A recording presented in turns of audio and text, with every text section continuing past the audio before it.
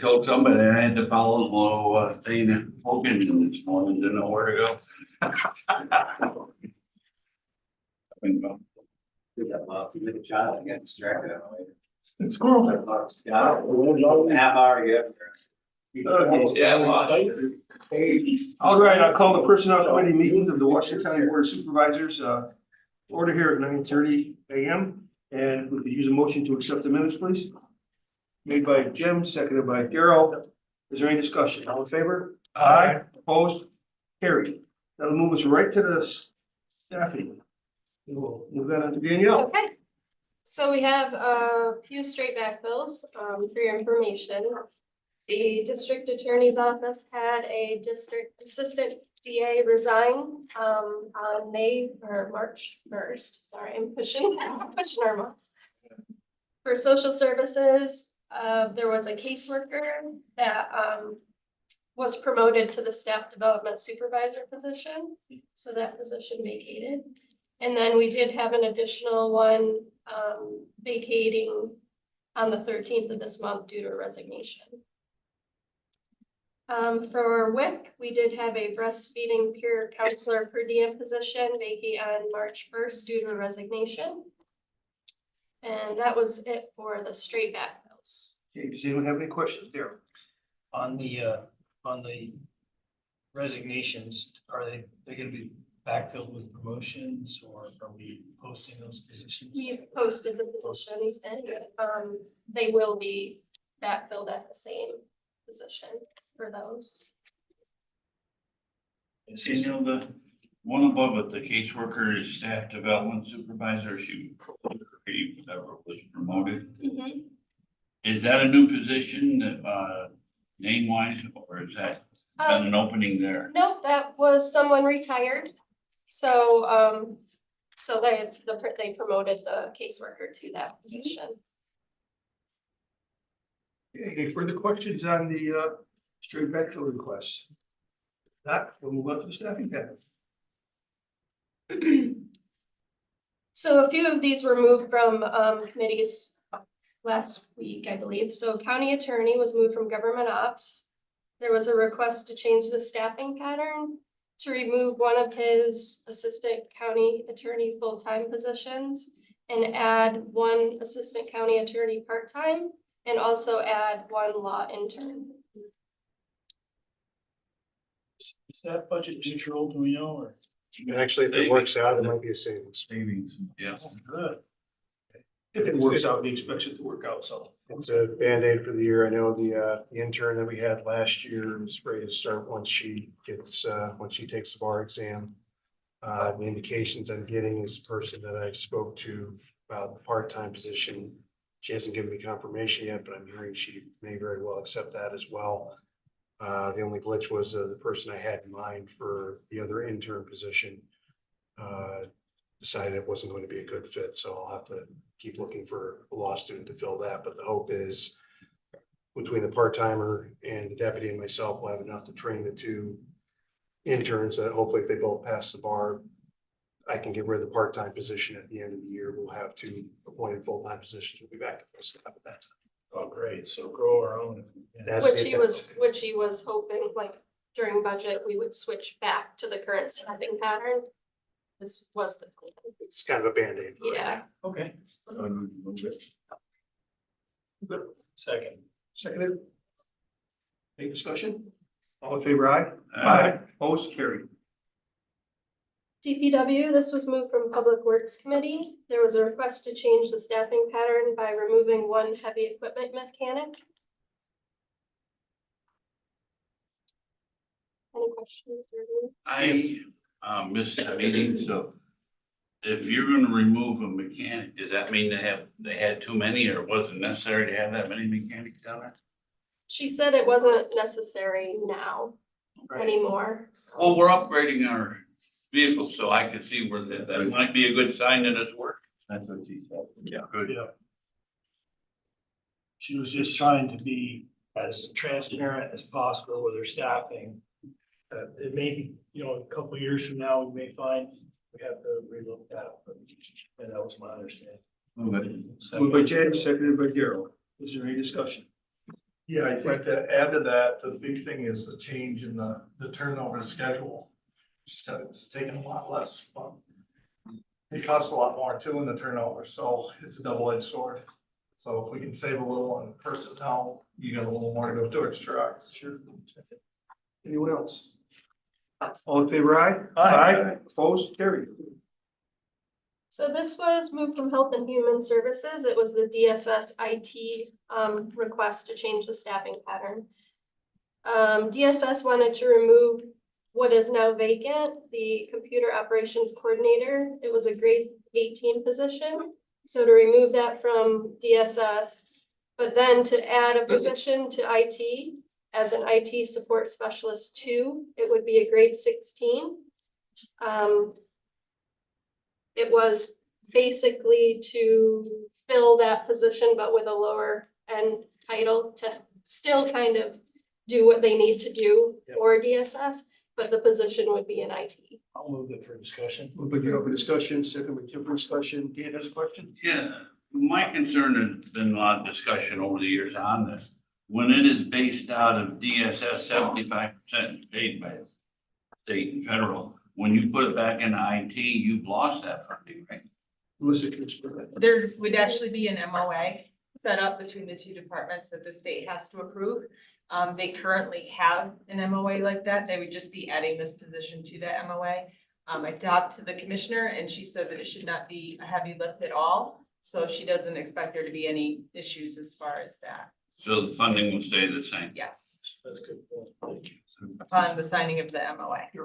So we think we get a little bit of efficiencies over consolidating that, so IT, so let's say the split on this individual is maybe 60% to DSS direct support for the IT and the other 40% would be countywide, wherever IT needs support. Right? Actually, I believe this position is mostly going to be in DSS. Yeah. Okay, so they still need a full timer, but we're just moving it over to.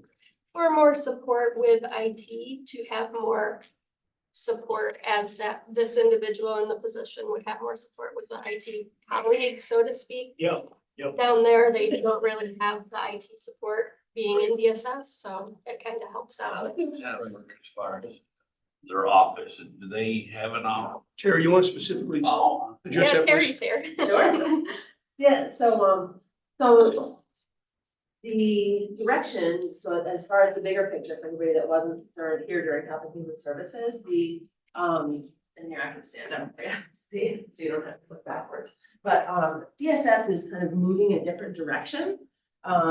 Currently, they have 2 full-time people down there, did until the resignation on the previous position. And they've always been very state oriented, so their computers were on a state network, state images, and that's changing. And so it's in the future anyway, for the next couple of years, to start transitioning to a county PC with a county image, accessing the state network virtually through a virtual desktop connection. And so this will allow us to start that transition. We've started testing what's called the VDI, which is the virtual desktop interface, so that we can start putting the county image on those. So I think it's a good move, and the state wants to get out of supporting the computers per se, on site. So it'll start to make that transition and move it over. is that a new acronym we're gonna have to learn? I'm trying not to. I was trying not to use acronym for you this time. Does that protect the county more too, doing that this way, getting off the state? I don't think it protects it per se, but it will make it a little bit easier to support. Yeah, so the state's after to save money in their IT, and we're gonna probably add a little bit to ours. Right, exactly. Yeah, because they will be sharing our internet and those type of things. So I think it's fine for now. Thank you. Is there any further discussion? All in favor? Aye. Opposed? Carried. So the next one was for public defender. This was moved from public safety. It was a request to change the staffing pattern to remove 1 assistant public defender part-time and add 1 additional full-time assistant public defender. I'll move that for discussion. Okay, do you have a second? Jim? Second, discussion, please. This was the one based on funding that was coming through, right? So Sounds like it's came. Yeah. Will be. Will be, it said it, the CLE, We're gonna amend the right, CLE portion. I think they provided like 40,000 for that. Mike was gonna take 20. 20,000, cut that to 20,000, with the other 20 to cover the difference. Is that the section where it was temporary funding? And it could run out? Could, I And believe what you're will correct. happen when if it does run out? Will this be reviewed again? We'll have to. We'll have to look at it again. But Okay. my understanding is their workload down there. We're gonna have to really look hard. If we do, have to consider the funding piece of it. We'll have to really look hard at the work metrics on his workload. Right now, he's got plenty of it. Well, yeah, it's really the new state standard is they want paperwork where you used to have a 5-minute discussion. Now you get a 50-page report. It doesn't really change anything, but in the eyes of the state, it looks like we're doing a lot more for defense. Right. Did, Alan, listen to, I know there was some question Michael's gonna possibly get back to us on that. Getting more further clarification. He did get back to us. He did, Russ. We got that same Okay. email. Very good. Just want to make sure we close that part of the loop. That was all. Okay. Any other discussion? All in favor, aye? Aye. Opposed, carried.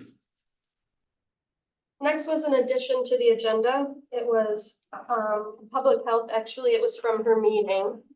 It wasn't actually a request to change the staffing pattern. We brought that up in a prior personnel meeting, but we were waiting for the funding. So in the February board meeting, there was a resolution that approved the infrastructure grant for public health, which would cover these 2 public health specialist positions, which Tina actually asked for in the budget year, and we put it on hold until she had the funding. So now that she has the funding, she would like to request the change to the staffing pattern. I'm sorry, who moved it? Brian moved it. I'll Jim second and it. Daryl seconded it. That these positions only last as long as the grant funding or? Usually she looks at that. We would probably have to cover everything at this point. This But the is- fellowship positions that she did have grant money for are going away.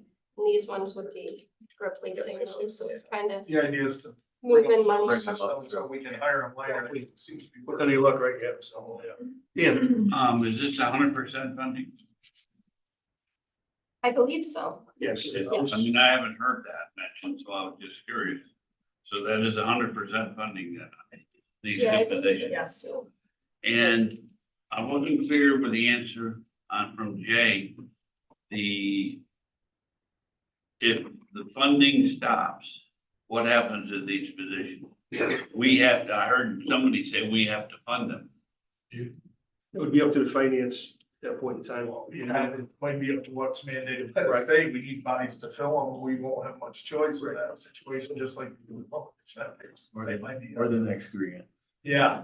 Oh, well, I understand that, but there's, if you get a grant to put on somebody, I don't care any department. Well, you're right. If right now, we don't have that person in that department, and the state said, we're not required to have that person, but we're gonna have it because there's funding for it. To me, it's a no-brainer. It goes away when the funding goes Well, away. I think that's what the difference. Unless there is. was some description. But or- that's what the difference was in this one. They couldn't even get people. This was our way of actually getting people at a lower level to build them up to the level they needed to be. But we. And we couldn't even hire them. We had to have them. This was our way of. You mean we getting got them. vacancies down there in public health that Yeah. we're trying to fill, and we can't get That's what the filled? problem was. And this was our way to get them to that level to where they could fill those positions. So this is a total different situation than the normal, but you're on the right track. I'm not gonna say you're not, you're on the right track. But this is a case where they make them available for us where we couldn't even hire them, but we would still have the need, so we would just have to pay more money to get them. This is also a 5-year grant, so it will cover us for the 5 years. Well, I'm still confused about something that's, I'm gonna have to keep this going until I get it cleared up. Okay. If there's an opening, we have the funding in our budget for it. We can't hire anybody, but now we can get a grant for 5 years to hire somebody. Why didn't we fill them before when we have the money? We're not qualified. And so by getting the grant, you can take unqualified For the people? fellowship, you're training them Nobody- and moving them up to that level. Yeah, but where are the open? You're taking up there on top, down at the bottom? Right. Our opening is in RNs. We have 4 RNs in the staffing pattern, and last I checked, she was down to 1, with 1 on the way maybe. And what is this grant gonna hire? RN? This would be a, But the these people public could health become- specialist. Yeah. Which right now she has a fellowship Yeah, that she's doing, so these people came in to kind of help out and learn. Which she may or may not actually hire these people to this position, but the fellowship is going away anyways. So she still needs to fill the void kind of what the duties were of that too, with these two I'm positions. still confused because if your goal is RN and we're hiring somebody on the bottom, we can't make them an They're in RN. the, They're they're in the training. pipeline. They They've want gotta to be be- RNs. Well, then they're gonna be going to school for RN. They have been, yes, that's what a fellowship is. So I Wait, think the the- better conversation would be to come to public health and hear how they explain it, But because that's Our how they're trying to deal public- with it. your interns aren't making RNs here at the county. We don't make RNs at all. They have to get that on. If- I understand what I'm saying, but it's But there's not not, making sense I what you're think saying. also with this position, they don't have to be RNs, but they can do some of the work minus what the RNs would do, so they would go with an RN And you're sometimes hoping that they into the decide they homes wanna and things become like RN. that. some may already be working on their schooling on a part-time basis, nighttime correspondence, and some of the other programs available to them. We're just creating the structure to allow that to happen, so it's kind of grow your own, back to your own, grow your own concept.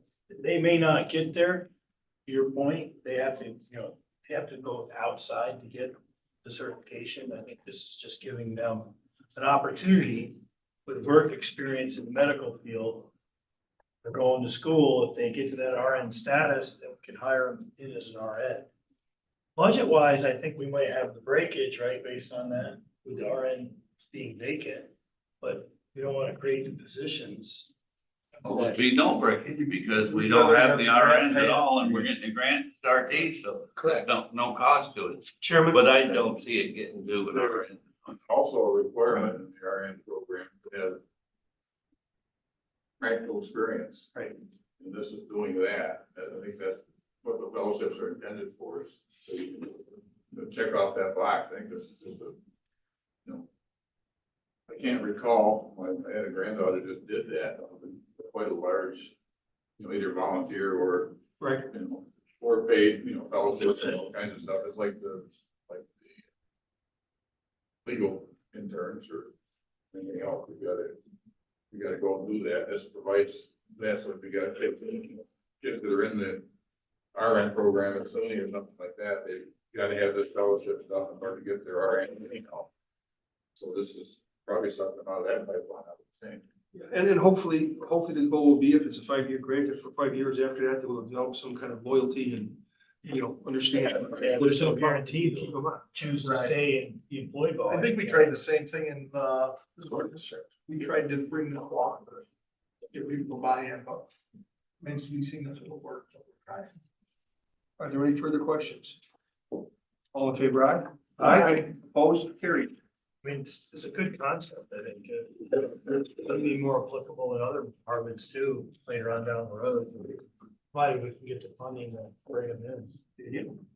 So the next item was moved from Public Works. It's for the sewer district. There was a request for a title by grade change to increase the senior wastewater treatment plant operator from a grade 15 to a grade 17. Moved by Jay, I'll second. seconded by Daryl. Is there any discussion? Seeing none, all in favor, aye? Opposed, carried.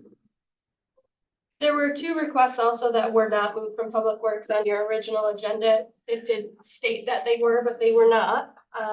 So they are requests to change the staffing pattern and to change the exempt salary schedule. We wanted to remove the deputy director position from the sewer district due to the position being vacated.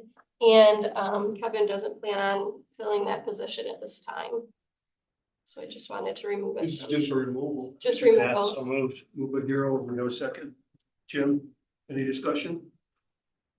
Yeah, how do we bring it back? when we need it? Oh, he's never getting. Kevin would ask. He's gonna be pulling double duty. Be careful what you ask for. Any further discussion? If not, all in favor? Aye. Opposed, carried. The next one is a new item. It wasn't on your original agenda. It's from the treasurer to request to remove one temporary clerk part-time and to add an account clerk part-time temporary. It's actually to have the duties increase for that temporary position that he brings in the summer to help out.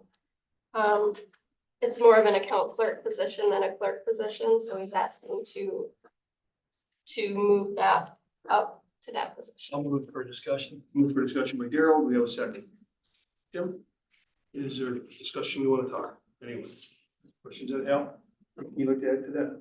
It's one grade difference. It's from a 7 to an 8, goes from 1831 to 1963 an hour. We use them at our busy times when we're collecting schools and sewer and stuff like that, somewhere around 20 hours a week. But after working with Danielle this past fall, we really looked at what they were doing, and it really shouldn't be a clerk position. So I'm just trying to make the staffing pattern fit what we're asking the employee to do. So I don't want to get smacked by civil service. Good idea. It's a good thing. Any further discussion? All in favor, aye? Opposed? Carried. Daniel, can we just go back up, please? I want to make sure that I didn't miss this. So here we have, do we address both of those issues at the same time? That we did one? Yes. One motion, okay. I did ask for both the staffing pattern change and the exempt salary schedule change to remove them Yeah. from both. Just to make sure that was clear with my everybody. motion. Okay. I just wanted to make sure that was clear with everybody. But it wasn't mixed. Chairman, I also want to share with the committee that I did have a resignation on Friday, but I'm not going to be looking to backfill it immediately. We're going to take a look at several things that are going on in the office and make sure that it's still the right fit. So, well, I will be utilizing that part-timer to kind of fill in some gaps in the interim, which Daniel has the ability to do in her authority, the ability to allow that temporary title while we're looking at, I just want to make sure that the senior account clerk position that I have there right now at 40 hours is still the best fit for the office. Based on everything that just happened, it might not be the right fit for us still, so I want to review that, come back to you, and it might be downgraded, it might go away, I'm not sure. I'd like to point out that that's actually a practice that every department should be doing instead of just straight, backfilling or asking to backfill positions. It should be evaluating to see if that position is what really is needed and the position hasn't changed into something else, or maybe it's not needed at all. So, As we become more efficient, you got to review, is it still a great fit? Which is kind of what happened with DSS and IT. Yeah. So it's happening, I feel like. Okay, Actually, when they set up the new process way back when, it's changed since then, that was a reason for coming to personnel or coming to your department, so you ask a question, have you reviewed it, see if those other positions is the right fit. But I think that Danielle's doing it now, so we really shouldn't enforce that. very good. Okay. Mr. Shaw. Sean, I'm sorry. Yeah, I apologize, I missed the public works. My concern is by removing your deputy, that is putting more on you, and is it making one less person in your office management? Yes and no, I don't, And you're okay, you're comfortable with that? I'm comfortable. Historically, I don't believe that position existed. I think they created that during the transition from Jason. Oh, is that the one that Yeah. was created? Okay, that makes sense. Okay, I got it now. Little slow on the uptake. Okay, we're good. So, did we vote on that or no? Can't remember. On the. Sorry. No, I took it back. We're good there. I took it back. I went back on that question because I wasn't sure we had, but Daniel was sure we had. That's what your motion said. That's correct, to remove the sewer district. Yes, we're good. Change the Okay. exempt salary schedule. Sorry, We will- sorry I asked. Get us all confused. All right, that takes us on to Next item.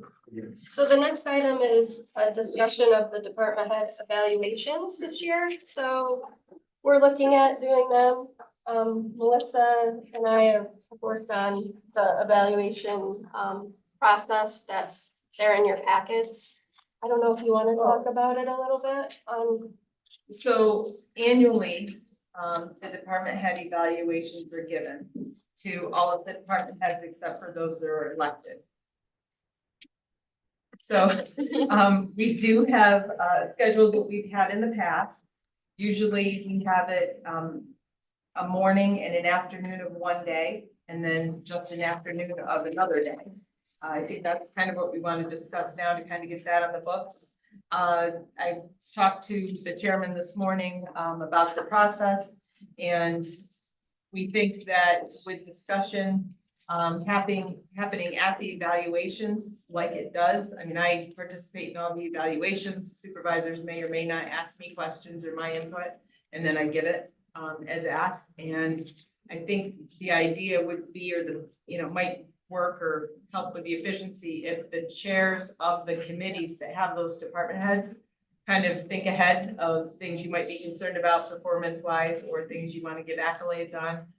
To actually have those when we have the evaluations, and we can just discuss them then. And then the personnel chairman is actually the one that fills out the form, signs it with your input, and that's the evaluation process. Does anyone have any questions about it? I have a question about the form itself. At the end for the overall rating, you have meets expectations, improvement needed, but you also have exceeds expectations.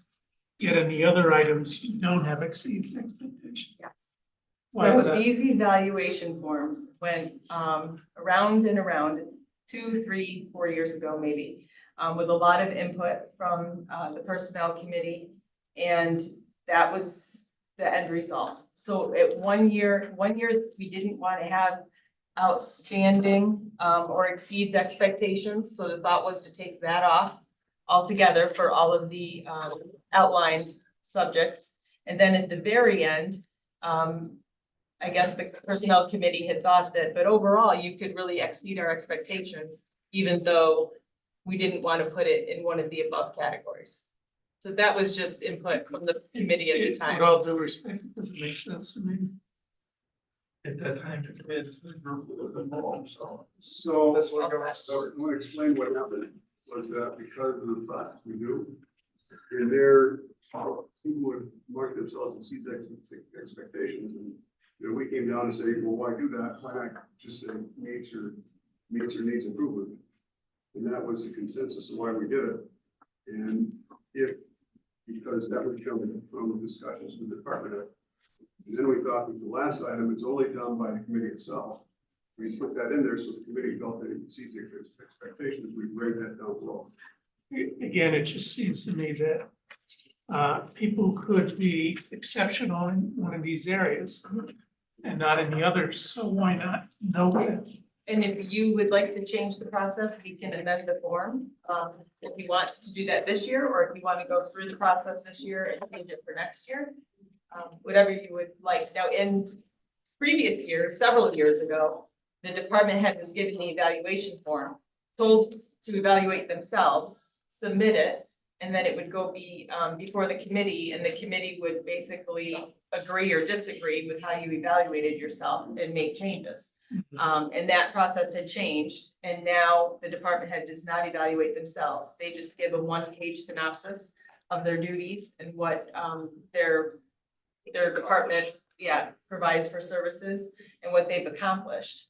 And then the committee actually goes through and rates the department head. But they know what this form looks like, so when they give you the Yes. 1 page, they're addressing these Yes. issues. I mean, if Jim wants that in there, I don't know if it's a problem or not. I think the difference was when they were self-evaluating themselves, you had people that you have a difference in actual personal beliefs. Some people that are actually really good are really hard on themselves, and you get other people that are hard on themselves, and they just think they're the world, so That's how the whole thing evolved, and this is where it ended. I don't know if that's good, bad, or And different. quite honestly, you couldn't win as a department head. Yeah. Because if you said you exceed expectations, the committee may not agree with you. And, you know, it's just a very uncomfortable situation. I can tell you from being a department head, when we used to use that form, it was frustrating because first of all, supervisors on a day-to-day basis really didn't have a great idea of what we did, okay, from veteran services. As long as the veterans were contacted and complained, everything was fine. So when you put down there, you exceed expectations, myself, I'm comparing myself, what goes on in other counties around me and what those directors responsible for and what they perform to do. And then, you know, I get a comeback like, well, he's really full of himself, he exceeds that, but you don't even know what the expectations are. I mean, of my job, you know, so how can we have a fair rating system or, you know, let us not brag, but to put in there the things that we accomplish, because it doesn't mean anything, because they really don't know what they're rated to. But that's no longer a factor. That's no longer effective. Yeah. Well, this had been made. And there's still a place for us, you know, overall to say that they exceed, you know, we know, like from the budgetary aspect of it, we'll have a feel on that, you know, I say we, I mean, all of us collectively, we'll have a feel, do they stay within their budget, do they have, was there an issue with it? And that's when Brian can say, well, it's an issue because, you know, maybe it is because when we put the budget together, we didn't anticipate or they didn't know that this was gonna be coming, so within what they knew at the time, they maybe exceeded what it was. Well, just one more comment, and I promise I'll leave it alone. No, that's just fine. It's That's what hard we're for me discussing to is- believe that down here overall say they exceed expectations when you haven't said about any of the things up above. Would you like us to add exceeds expectations to the form? If the committee is actually evaluating these areas and determining based on the submission of what the department head feels they've accomplished, I think we could add it back in there. And then we could look at some kind of metric, you know, you have to have at least 3 exceeds to get an overall exceeds or something like that. To Jim's point, maybe great on budgeting, great on communication. That's not enough to get an overall exceeds. I mean, if you want to look at some metrics. I know that we do that in other areas as well. Dan, you had a question? More of a comment than a question. And I'm glad you reminded me that you were a department head one time. I've never liked department head evaluations. I think some can be counterproductive. And I have talked to some department heads in the past that are no longer here, I mean, that have retired or whatnot. And it puts a lot of stress on them too, and which I never realized. And the more supervisors that show up for these evaluations, the more stressful it becomes. And so I purposely avoid coming to them, just because I don't want to put that on there. And I wish we could do something different. I don't know what the answer is, but I think what we're doing is not beneficial. And you can do But- something different. The committee, if you decide you want to change this process or Right, but not, I don't know what it would be. That's what I'm saying. I just don't think what we're doing is beneficial. well, I mean, you have a chairperson of each committee. And that chair, along with myself and probably the treasurer, the county attorney and personnel officer, I mean, we kind of know most of the day by day Right, things that way happen more here. than us supervisors. I mean, we can go to a process where with, you know, communication and input with the chairperson of the committee, that communication is just given to the department head and put in a file, if you like. I mean, when you look at it, these evaluations do not affect raises. No, I think what they do affect is if you decide you may or may not want to appoint someone when they're up for appointment, you might want to look at the evaluation. I have never experienced that since I've been here, where any supervisor has asked to look back at someone's performance when it came up to the actual appointment process. You can give them or not give them. well. I don't, I'm just gonna give you a different side. I think maybe our demeanor and how we handle them could change the effect that you're referring to. But I think that where they're really good they're an executive session. They may want to bring something to us that they can't put on the screen in a live meeting and say, hey, this is what I'm up against. So we can make those things and everyone gets to understand why that's a concern. And You want to without have more of a anyone- meeting with the department heads just to yeah, it's, discuss. so it's more of a way, or you can go on executive session in each individual's meeting and if there's something like that. But this is a one time of the year where you can say, here's where I'm at. This is what we've been doing. This is what they want me to do now. I'm trying to get there, but this is gotta happen. This is gotta happen. You can have those more intimate discussions about the actual department and know more about it than on the everyday business meeting. So that's almost the annual report. Yeah, but and maybe that would be, you know, think about that. The annual report never gets quite used for what it should be. And maybe that should be incorporated into this to show the highlights of what is behind that. Maybe, and a lot of them are just coming out now. And if this is coming right up, maybe that's a good way to handle that. Okay. I think we've got to kind of continue doing this because we're the ones responsible for appointing the person. And you're right, we don't know what goes on in here. So that 15 minutes before we bring that person in, and we have concerns and you're in here every day, you can say, well, this is why this is going on. And we can say from the outside, wait a minute, this isn't what we're hearing. It's because we just don't know everything that's going on and we need to know this stuff. And if there is an issue, and then at that point, we can talk to the head and say, you know, what's the solution here? Yeah, and this is just my perspective, is I think it's very important that the department head have a good working relationship with the chairman of their committee, so that the chairman's aware of what's going on and nothing is brought to the committee that nobody knows about. And that's a two-way street, obviously, you know, and that's, but you can head off a lot of problems that way if they're working close, because there's times when a department head comes and says to the chair of that committee, the chairs of the committee normally have a better feel of what's going on within the entire board, and it can be okay. This is not a time to drop, you know, die on your sword, because there's other things that are gonna be here, and you're just gonna be told no, possibly. And then, you know, next time you bring it back, so it'll be, why you bring this back again? We already told you no 3 months ago. You know, so, and our time is very important on these things. It's your point. I'm, I guess,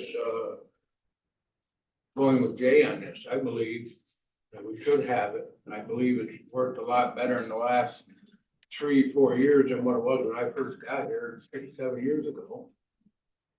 And it's one day a year that the department head faces, I guess, we're more or less their boss. And if they get overexcited over that, that's not our fault. I mean, it's one day a year. I think they're important because this is the one time in a year when they're in confidentiality session with the entire board who chooses to be there and to talk about what's going on.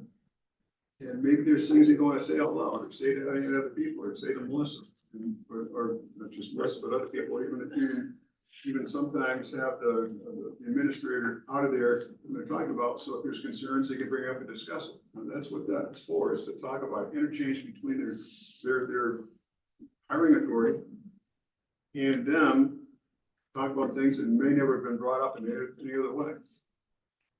Chairman, did you have any thoughts or anything like that? Well, I think Brian, I've been here the longest. We've seen it change virtually every year. Every year we have exactly these same conversations. And every year we do something different on the form.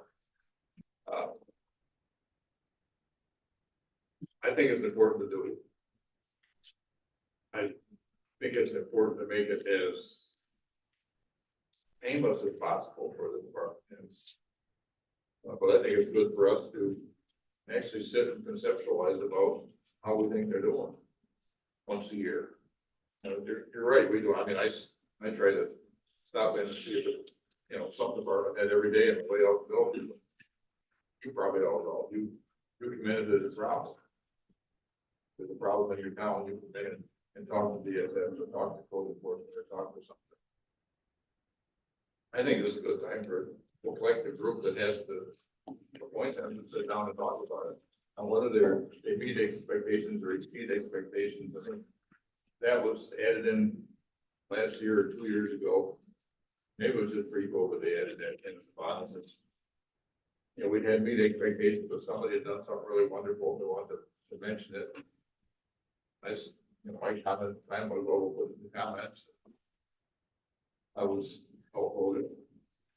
And they put it in, it exceeds down on the part that we do. I think that's pretty much completely irrelevant. I think what's relevant is the fact that we sit down with them.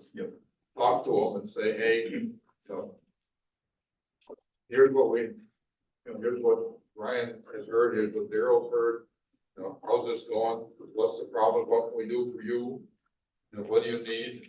You know, what do you see happening in the next 2 or 3 years? I think it's critical for that. But whether we have a forum at all, I think is right. Probably irrelevant. So what if we were to do this? What if we were to move forward because the time is really close upon us to get these done? Utilize the same process we have now in front of us laid out here. And then that gives us time to put in place several different options as to maybe how we want to do it for the next rating period. Is that a motion from the committee for that? Does that make sense? Just one note of, if you're doing evaluations, it's important to have some written form of what happened at evaluation. Because it could be used if you come up with negatives in the form and you're looking at some sort of personal action in the future.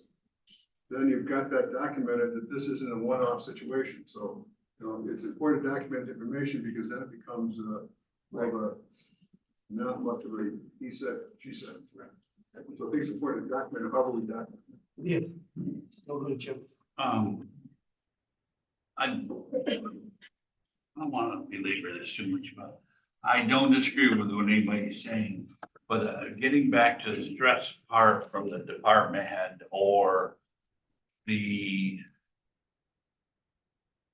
ability to convey your feelings to the department head. Now, the one that I've sat through over the years, and like I said, I've sat through a lot of them. The one thing that we tend to do, unless it's changed in the last year or two, which I've been trying to avoid them for that, my reason I stated, is that you meet as a group of supervisors 10 minutes before you bring in the department head and you share all your thoughts. And then normally you let one person present those thoughts, the negative thoughts. Let's put it that way. So it's not as, I don't know, incriminating, or there's less pressure than 4 people stating the same shortcoming over and over again. What would be the harm in having that in executive session at a committee meeting, like this personnel, so maybe the only one would be Danielle that personnel would fall under. And we'd have that in executive session. And then when you evaluate the department head, it would be the chairman of the committee, the chairman of the board, and the county administrator. And have that form, whatever one you want. The Dave was mentioning, I have no problem with that, so you have it record. But now it becomes less formal, it's more informal, and it could be held in your office or your office, Bob. And I don't think a department head would feel so intimidated and more apt maybe be listening, because we're bringing the same thoughts that the whole committee has, because we've hashed it out in an executive meeting. So we'll go with Jim, then go with Sue, and then Dan has it. Just, I think Chairman Enke alluded to this at the end of his comments. An evaluation is not necessarily a negative, stressful experience. It also can be a positive experience, and if you can learn the areas where you need to improve. And I think that's vitally important. Sue? I think looking back over the years, I found the evaluations to be helpful as a town supervisor, because you got to know and appreciate what the department head actually did.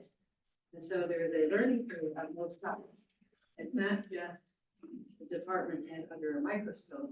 It's actually the town supervisor learning what's going on here in the county, that we are responsible at committee meetings to actually go through and assess the operation department. And so I find it to be a really important time when we have new supervisors. They haven't been through it before.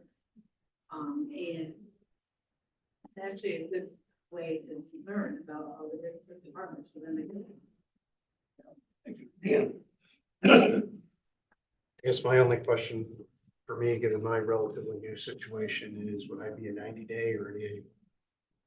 Since I haven't had the job 90 You'd days. still be annual, you'd still be annual. Just making sure. Because you might not be here 90 days. I understand, I understand, I'm one resolution away from being unemployed. Cash, you have something you want to add? No? Okay, John was up next, Brandon. We go John here. I think I disagree with Dan. If there is a bad point that one of us supervisors has against a department head, and say it's in a private, it's in the office with Sam or whatever, just the three of them, and they get a negative report at the department head comes out and says, well, that was that guy from Whitehall that gave me the negative, and they might not have been. But I have no problem saying it to If it is. them Right. in executive session, face to face, my opinion. And that's what we're here for, I believe. And if it's wrong, if I'm wrong, and they'll defend themselves, and we're all straight after that. Cassie, do you have? Well, I'm I sure you wasn't do. here when it started, but Dan sounded like like I said, I wasn't here. It sounded like Dan was against him, and then he made a comment that he hadn't gone in the last couple of years. But I think in the last couple of years, the chairman of the committee did a phenomenal job. He took all of the discussion and he turned it around and hit the highs, hit the lows, asked them if they had any questions, asked us if we had any other questions, and I don't think it was a negative or intimidating or, scary position at all for them, and I think now after those 2 years, I don't think it's really gonna bother them. Dave? I think it's really important in these sessions is to find that it actually helps boost the morale and the understanding of the department heads of how they are seen by the entire board of supervisors, who in fact gonna consider what raises or things they get in the future. So I think it's important for them to have that opportunity, and just as important, it's not built into one person, one or two people who come into it. Both board of supervisors choose to attend the evaluations, and you should. Yes, to express how they feel a good job they're doing. Because sometimes departments don't hear from people, don't hear from supervisors. It's important for them to hear reinforcement and doing a good job, as well as where we find the shortfalls and improvements needed. Okay, Brad? Just to give you a little perspective, because I really agree with the chairman and what Stu brought. From when we started, where this has come is phenomenal. I mean, the first 5 years I was here, it was horrid. But I can tell you one time, we gave an exceeds expectation. It was unanimous. In a board meeting or two later, we were within one vote of removing the department head. And I don't think that's quite fair. And I think if we could have everybody here and go through this, and it should be more of a team building exercise. This is where the weakness is, this is where the strength is, how are we all on the same board? But for Sue, it's very interesting because she's right. A lot of times it's the only way we learn, especially when you come in new, is what's in each of these departments. You only hear the business side of it. You don't know what they actually deal with from day to day. And so I think therefore it's very informative in our roles to know what their role is. So that's what I see in it. And it's come full circle, as Cassie said. It's been really good the last 2 or 3 years. So if I could get a motion to continue on with the same thing we're doing, and we have it inclusive of the schedule, if that works out for everybody. Yeah, this is Not yet, no, we have to pick dates. Well, if there's any further, I'll put a motion on the table for discussion that we move forward with our current practice and evaluate that practice after this cycle. To see if we can. Seconded by James. Is there any discussion? Okay. as early in April as possible or the end of March. Okay. Yep, we haven't got dates tied in yet, but they are looking for the April timeframe. And that, I guess. So we can work with Okay. Debbie. In the Okay. beginning. In the beginning of The April. beginning. If Go to Debbie, the Why, end. when are you done? I know the first we gave. if Debbie knows when you're scheduled, when you're available and when you're not, we can work with Debbie to get those on the schedule. Okay, Get those out. Just by mid-April, we're into the busy. I understand. Well, so we'll work on that to get it as closer to the end of March as we can. I got Okay, some confidence. you got some conflicts too. Okay, Do they fall under personnel, the evaluation? yes. Okay. Okay, so we have a motion, we have a second. Is there any further discussion? We'll take a look at the time of it. All in favor, aye? Aye. Opposed? Carried. Thank you very much. So the last item on the agenda is, I just wanted to bring up oh, did she- I don't know. I got his note. We need it, okay. Okay. So I just wanted to show you some highlights from the New York State Civil Service Commission's annual report that we submit to them every year. Again, these are just highlights. We do function with the towns, village, schools, and the county, which your document right behind the agenda, it'll have this information on it for you. So the total number of employees through all of those entities are 2,521. We are up from 2022. This was a 2023 annual report, so that's why it is 22. We did hold 95 exams in 2023, which there were 460 candidates total for those exams. Some other highlights are we are working with recruitment.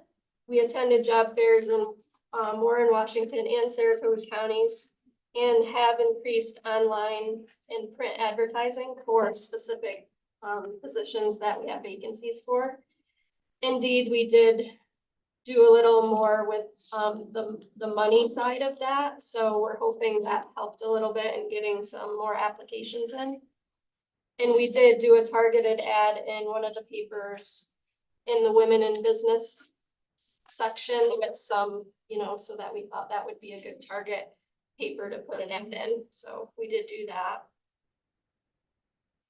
The other thing was some rules resolutions. So these are changes to our civil service rules.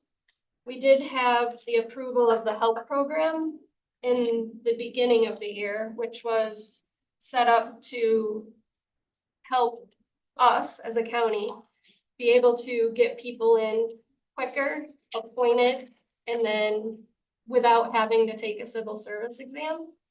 So they would be appointed non-competitively, permanently, be able to go through their probation, and then obtain competitive status at the end of the health program.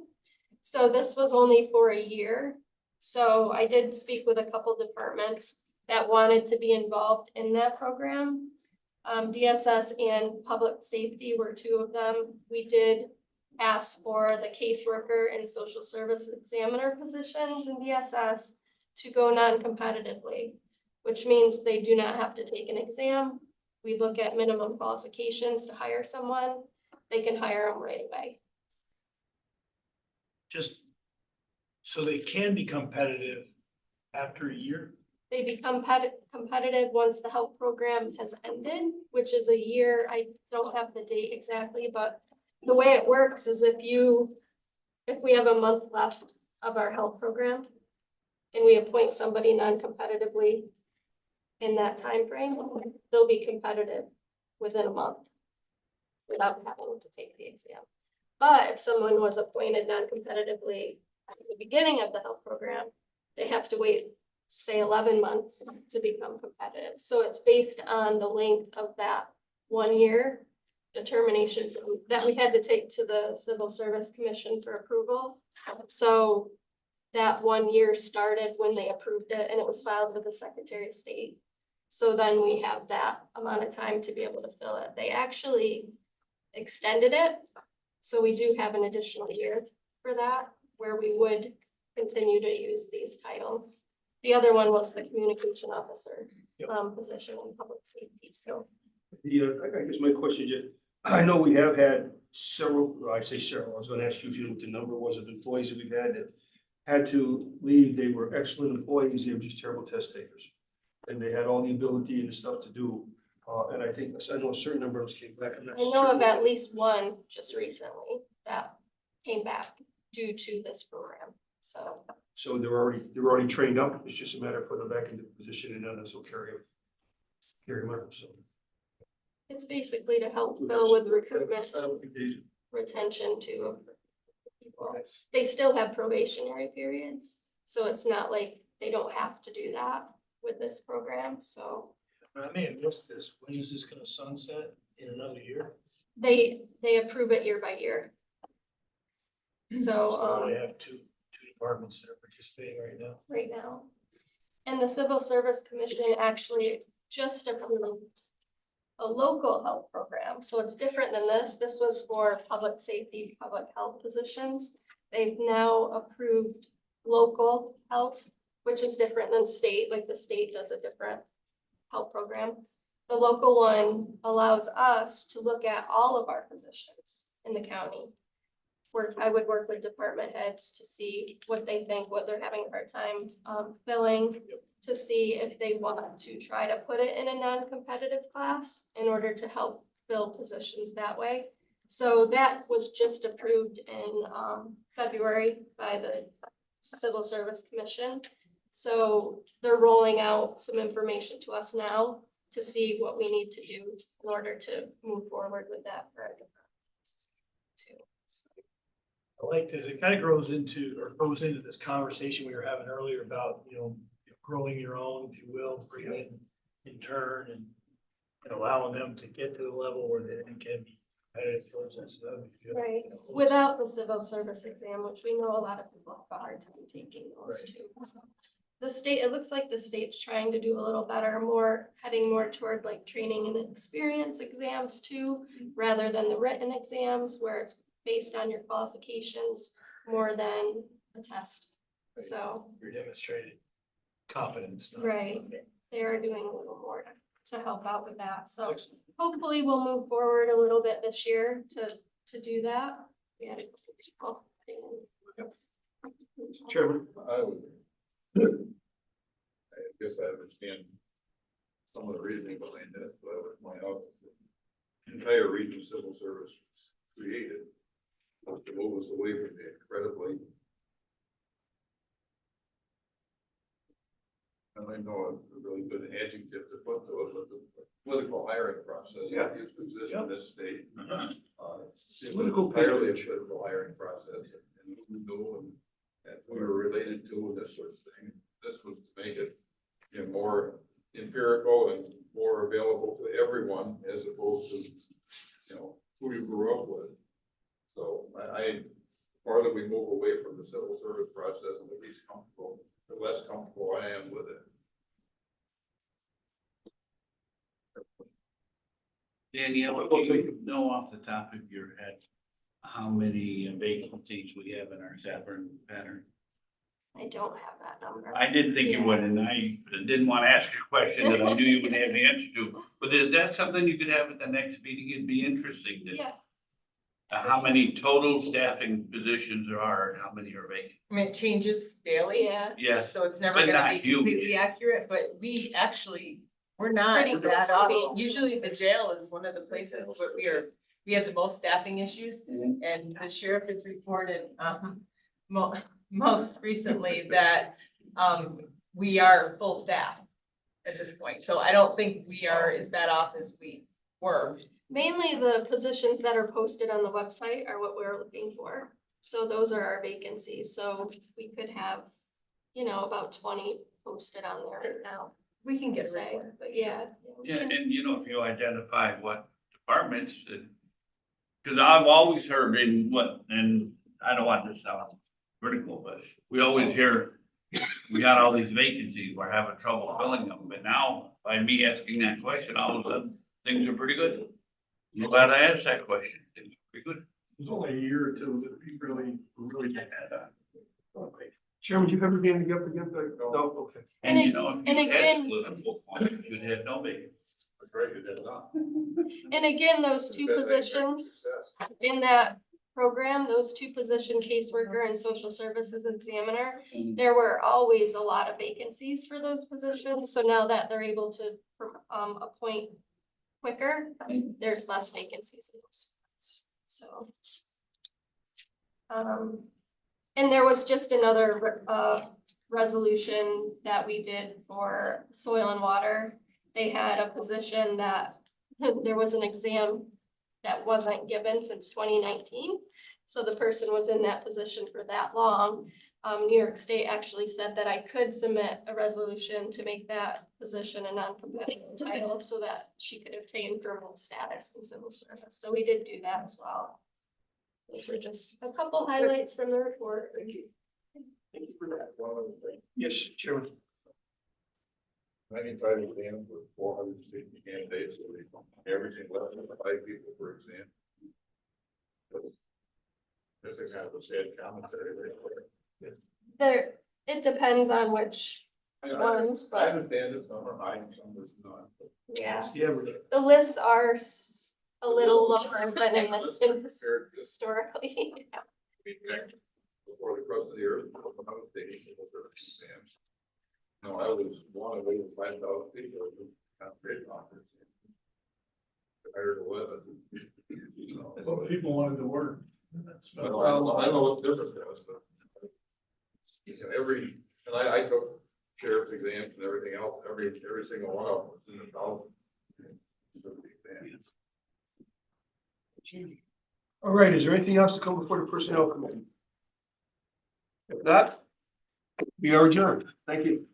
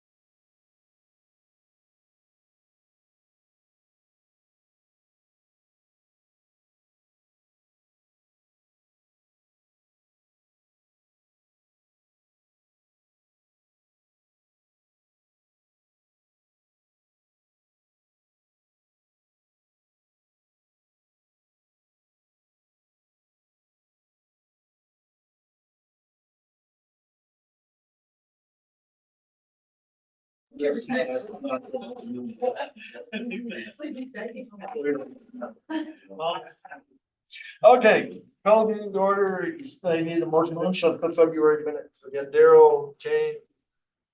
All in favor, say aye. Aye. Opposed, carried. Very good. And first up is the treasurer. So hopefully you've got your packets in front of you. The sales tax deposit was up $78,000 over this time last year, and I was happy to see that. You know, the last deposit was down a little bit, so I didn't know if that was the beginning of our settling phase, so maybe we're still okay growing a little bit.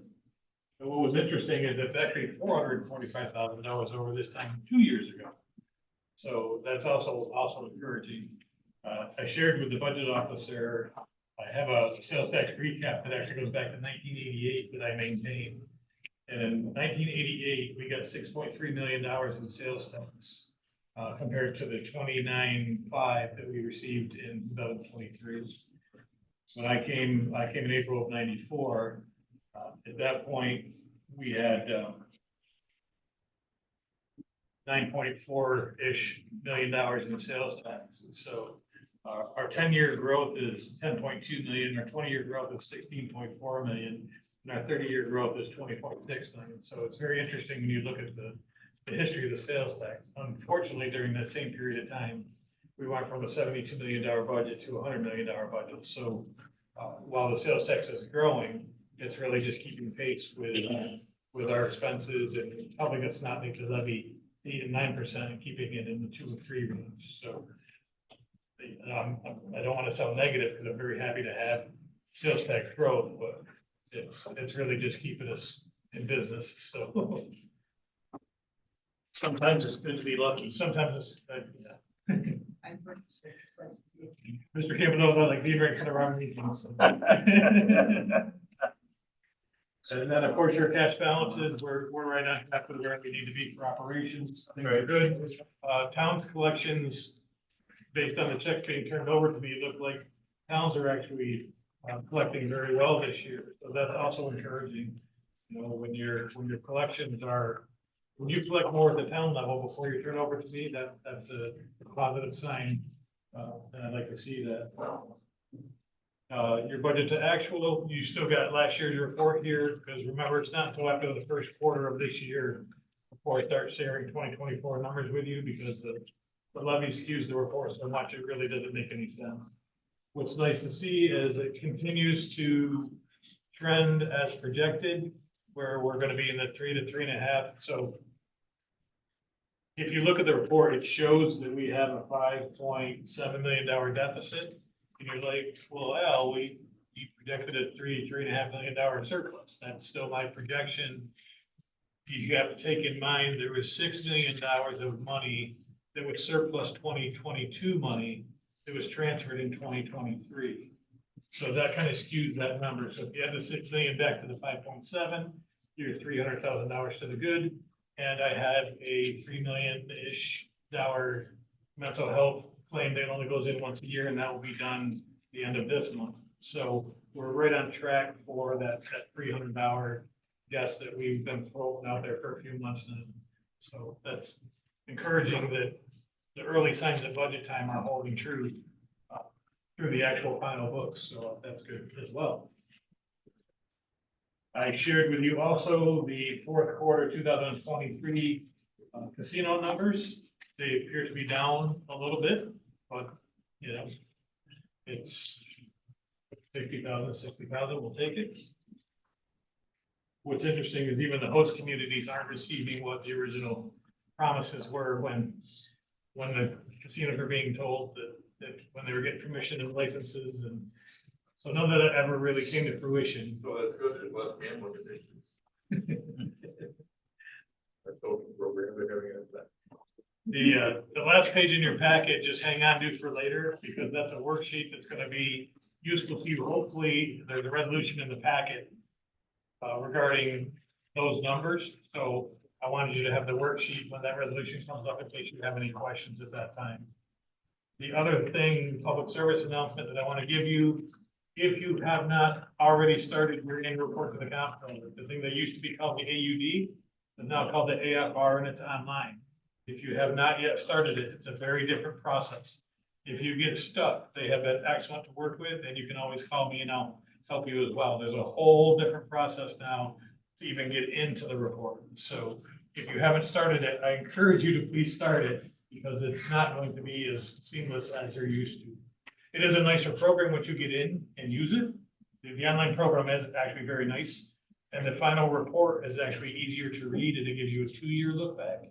But if you haven't started it yet, you have to get in there, you have to open the report, you have to assign a report preparer.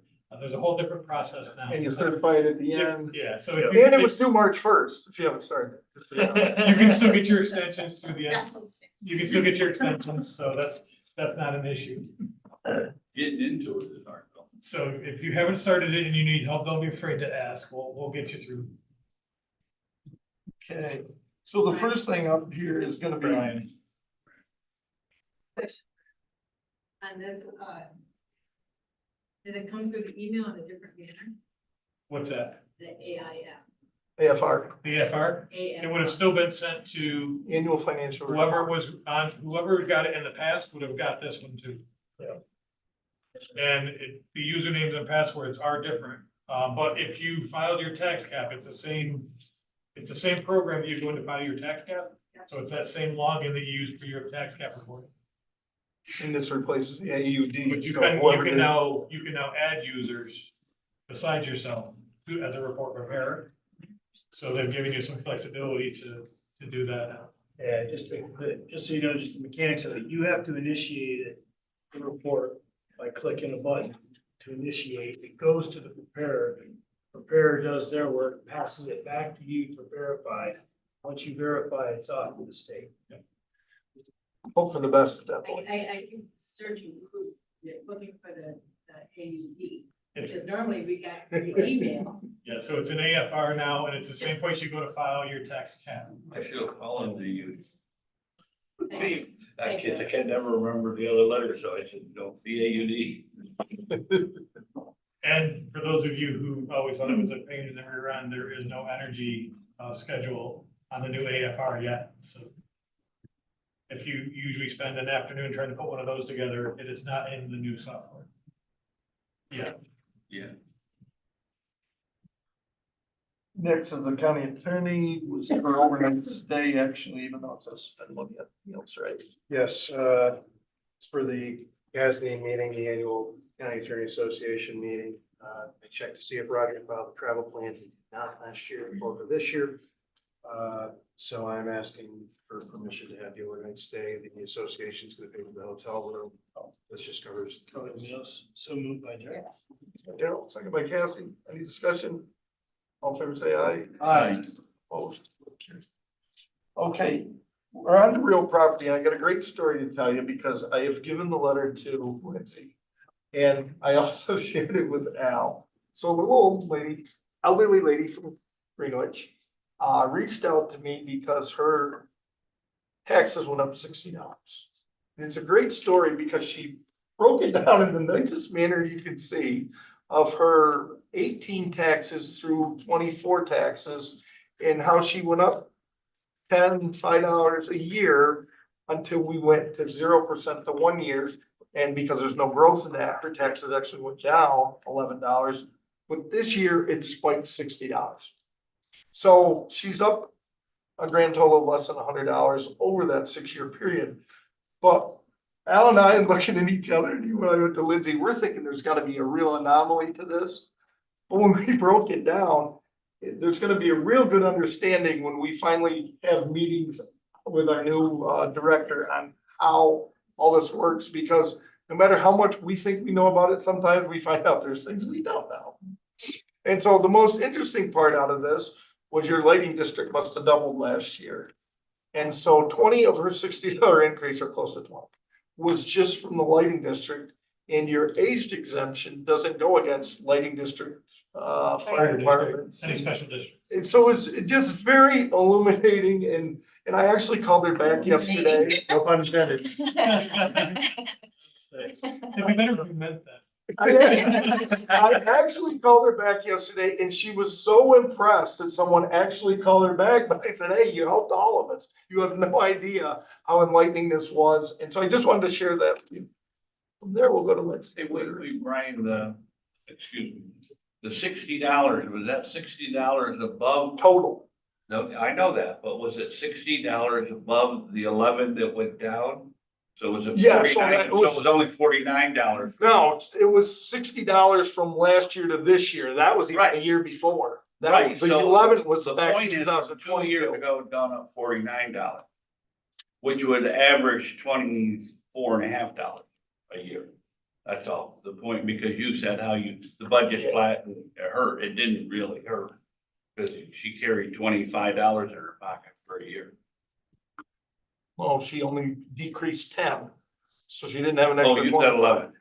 or whatever, but she had gone up 11 the year before. So for 1 year, she really didn't have Right. much. No, But the I- last 2 I got years, it. it's been up. But it was just very interesting because usually you're thinking that someone's going to reach out to you is going to be an extreme. It's going to be a big assessment. No, this was a very small assessment that went from 96,000 to 135,000 on an actual residence.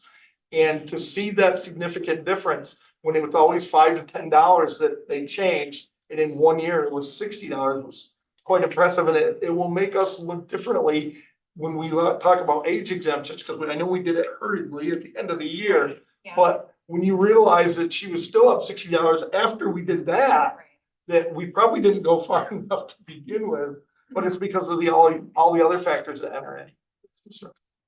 Tax for the prior year. Total.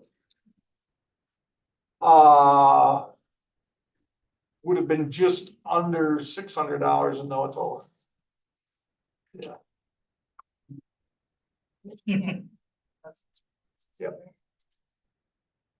So that, and I think that's why it intrigued me so much, because it's not what you usually see or hear, but how she broke it down just, and it just goes to show sometimes when we do things on the computer and it spits you out a number, you're like, okay, that's a number. But the actual work is what teaches you something.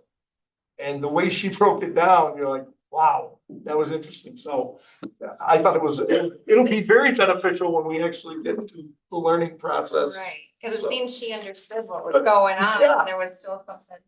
And she's not happy with her assessment still. I couldn't change it. I thought you were going to say decrease because she had an electric car. I mean, everybody's going.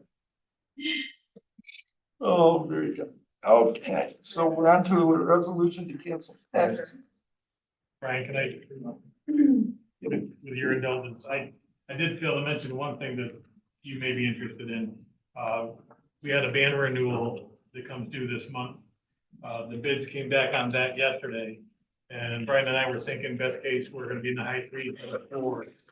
And the net interest rate came back at 3.44, so I was actually happy with the bid result. So that's for a short-term BAN, for a 1 year BAN, just under 5 million. They bid 3.44. So I'd share that with you because I know Supervisor Hall is gonna care about that number because we're getting ready to go out. See what that number is gonna be. We'll be borrowing for Fort Ann here in the next couple of months, so that'll give you some idea, Sam, of where we are right now. Sorry, I forgot that, bro. Okay, so we're at real property and it would be resolution A to cancel. Yep, so this was a tax auction parcel that never was sold. So the exemption wasn't put on it, so we had to cancel taxes on it. Washington County still owns it. Okay, so I need a motion on that. Moved by Sam, second by Daryl. Any discussion? All fair say aye. Aye. Opposed? Very good. And then the report on refunds and corrected bills. There was a lot of the Dresden coastals for the forest exemptions that were no. Any questions? You said they're forced exemption. Forest exemptions that weren't updated after the reval in 2022. What's unlawful entry? They're just reasons to correct tax bills, so the Whitehall one, So the exemption wasn't applied, so that's just, So it wasn't Term that anything they John use. Roselle did. right. Okay, as long as John's, as long as John's. Yeah, I have to Stay tuned. Very good. pick for specific reasons, and that was the one that fit. Very good. Thank you very much. Thank Hey, you. can I ask a question? Sure. And it has nothing to do with it, but the floodplain and all these properties that are added, what's gotta be reassessed? These new properties added? That I do not know. I don't know. With all the FEMA ones you're talking about. Yeah. Yeah, we have to talk to, Heather and the assessors. I know they have to get insurance for their parcels. I don't know if it's gonna affect the assessment. That's a good point. I brought that up because Whitehall and Salem are really taking it on the chin, and I think for as long as I started as budget officer, when I was kind of aware of all the different things that come into play around the county, and I've always wanted to make every town better in the county, because I think if you bring up the bottom, the average gets better than picking up the top. That's kind of where I come from. And I've always tried to do everything to make those towns that were suffering the most get the level up, and this is gonna really take these two towns down, or villages, whatever. It's a tough situation to be in. Getting better. Yeah, we'll stay tuned on that one. Yeah. Oh, thank you. Okay. We're Oswald for, that one's gone, okay, the Laura Oswald one is. Take care of it. Okay, budget amendments. We'll move right along, probably in order here. Okay, no reason not. That's on the resolutions. Yes, we'll get on to the resolution. So resolution B is the planning budget carry over unspent technical assistance program funds. I'll move it. Moved by Darrell, seconded by James. Any discussion? All in favor, say aye. Aye. Opposed? Carried. Resolution C is carry over unspent body armor grant. Moved by Patsy, second by Darrell. Any discussion on that? All in favor, say aye. Aye. Opposed? Carried. D is the budget for DEC NPS planning grant. I'll move that. Moved by Darrell, seconded by James. Any discussion? All in favor, say aye. Aye. Opposed? Carried. Resolution E is amend the budget for sewer district number 2 for closed circuit TV camera. I'll move that one. Moved by Sam, seconded by Darrell and James. Any discussion? All in favor, say aye. Aye. Opposed? Carried. F is DSF budget. We're gonna amend it for program shortfalls just within their own fund. Moved by Cassie, seconded by James, Sam. Any discussion? All in favor, say aye. Aye. Opposed? Carried. G is mini bid for Mark Durango SSV patrol. Moved by Sam, second. I'll second. Second by Darrell. Any discussion on that? All in favor, say aye. Aye. Opposed? Carried. H, same type deal. Moved by Kathy, second by Sam and James. Discussion. All in favor, say aye. Aye. Opposed? Carried. I is award mini bid. Or. I'll move that. Moved by Darrell, second by Kathy. Any discussion? All in favor, say aye. Aye. Opposed? Carried. J, class 5 flatbed. Yep. I'll move that. Moved by Darrell, second by Sam and Kathy. Any discussion? All in favor, say aye. Aye. Opposed? Carried. Next is. Got to award the, You get awarded. on that. This was the one that, Yes, so it wasn't included in the others. was It wasn't included. back. So I don't know what we're gonna call that. Well, if we approve, if. Well, it doesn't have a board letter, approves the so- bid, I've already done a resolution with And the it'll- miscellaneous ones that were already approved. So it's gonna be It's added gonna to be the added. one in your packet. That's right, now. I'll make a motion. Motion by Darrell, second by Kathy. Any discussion? All in favor, say aye. Aye. Opposed? Here. Resolution K is capital project 134, the Gray Lane Bridge over the Meadowee. Amend the budget for that. Moved by Sam, second by Cassie. Any discussion? All in favor, say aye. Aye. Opposed? Carried. L is to amend the budget for capital project 128, Marcia Sully Grant Project. Motion by Sam, second by Daryl. Any discussion on that? All in favor, say aye. Aye. Opposed? Here. Okay, resolution M, authorize the chairman of the board to sign a memorandum of agreement with Saratoga County for the inspection of the Dix Bridge. Moved by Cassie, is there a second? Sam, James, any discussion? All in favor, say aye. Dana. Did we ever, wasn't there a discussion about asking the state to see if they would do the inspection because it's part of the Empire State Trail? There was a discussion, but I wasn't DPW to see if there was another discussion.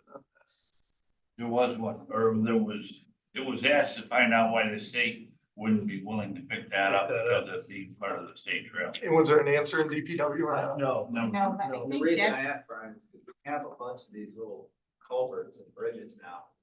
Kingsbury's got 3 or 4 of them. Those are gonna be at the point where we have to pick up the tab if it's less. No, and I remember that discussion, that was a few months back. When Yeah, we there's brought a that. Greenwich, I think. Yeah, We call so it- this one here is because they need a diver, right? Yeah. This one they need a diver. for. Yeah, that's why it's expensive. And so that's why it's expensive, but yeah, and I remember the discussion way back then, I just didn't remember the last one, but no. But we should look at that. I don't know that we can do anything about it at this one right now, at this point in time, but I'll bring that back I up. think you should start by contacting Saratoga County and see if they would be in agreement. This is something that we should push to the state.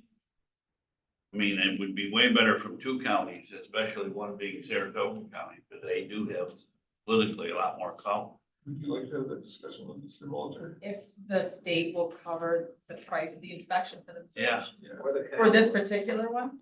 Yes, but it was too late for this year. I mean, we gotta Right, do it, but okay. that takes a couple of years for it to cycle through. Well, to Dana's point, every span across the trail.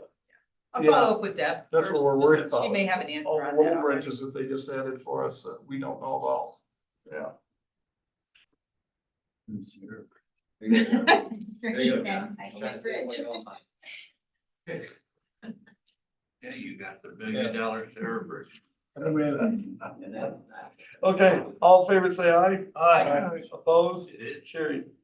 And capital project number 123, public safety microwave equipment upgrade. Second. Moved by Daryl, second by Cassie and Sam. Any discussion? All in favor, say aye. Aye. Opposed? Carried. And always to authorize the contract with Washington County EOC Leap for Food Pantry Services, and this is what Al referred to as in the back of his presentation, was this budget here. So is there a motion for that? Move for discussion. Okay. Second by James. Any discussion? Right, say it.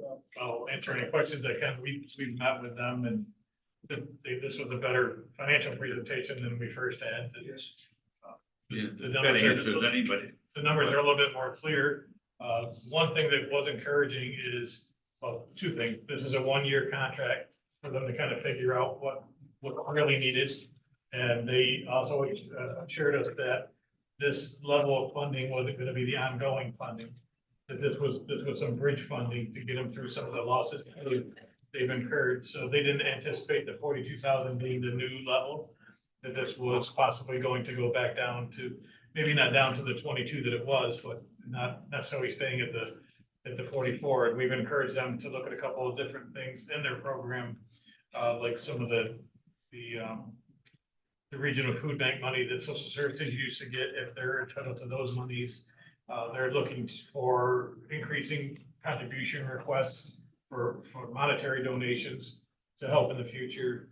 So they are trying to look at some other funding streams to help offset the increase. So it was encouraging that they're not just asking for money and resting on their laurels. They're trying to actively use this as bridge funding to get to a better place.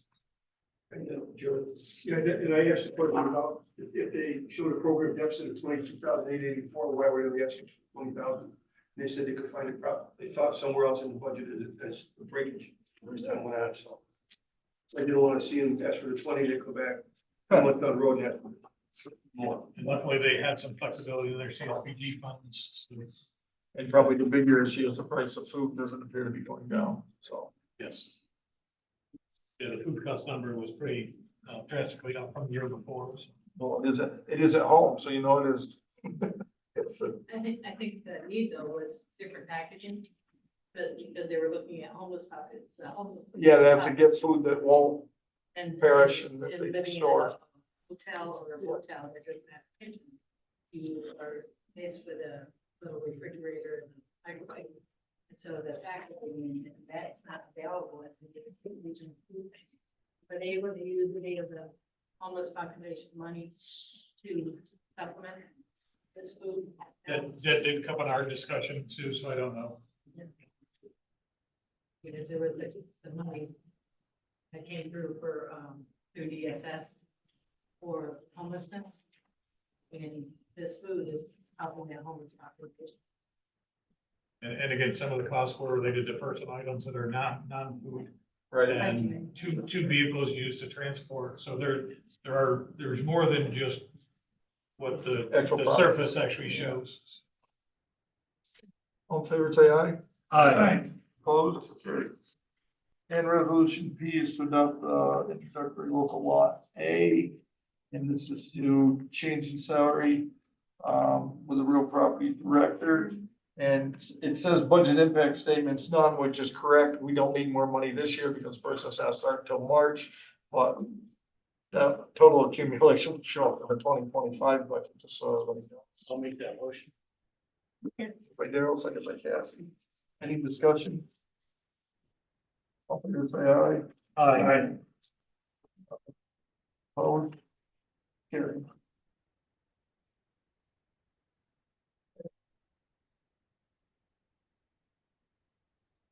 So consider bids. For the highway fire. You're all set, huh? So. You're out time. Really, John. Bill? Yeah. From the roof on next week? When's the shovel gonna break ground? Well, you don't have to wait for them to pass these around. I guess. So, first.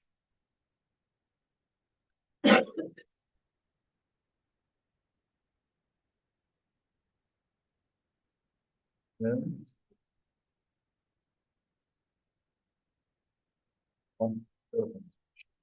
Sheriff this, Go. sheriff that side. You have the same thing, Deb, so if I need extra copies. Vaccine over here. No, you have the same. This is it. Oh, yeah, so probably the last page is. There you go. There you go. You pass them down through. Got any more over there? One, right? We're all set. Okay. You got any over there? Yeah. Back page. Yeah. Yep.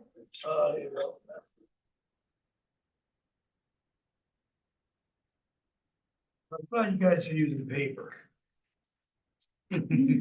Oh, well. Here. Bring some paper and share the real paper. Yeah. Bring y'all.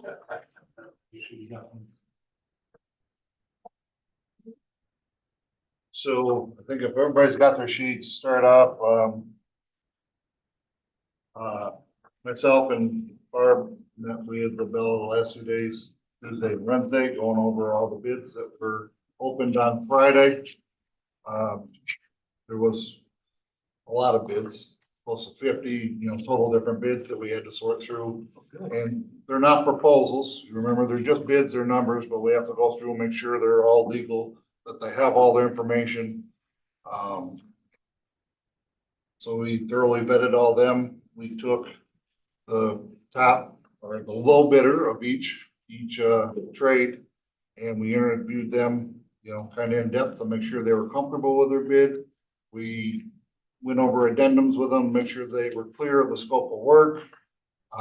We did have one mechanical contractor, the low mechanical contractor withdrew their bid. So if you look at the, mechanical page, you want to see if it was Mazone Plumbing, they were quite a bit lower. They had misunderstood some of the addendums that had come out, so he wasn't comfortable with this bid, so he withdrew it. Good. But otherwise, the low bidders were comfortable. We spent 2 days talking to them. So these are the low bids that satisfy your requirement. So the plain page is the page that's my recommendations, and they're based on, they're the same recommendations as Lobella, but we did it all together. So basically, those are the bids, and those are my recommendations. General construction for the yellow construction part, $3,941,800. Chris Foley Mechanical Brothers, $985,600. Electrical was Roselle East at $609,400. Okay. Gazari, $1,061,500, and that's the plumbing contract.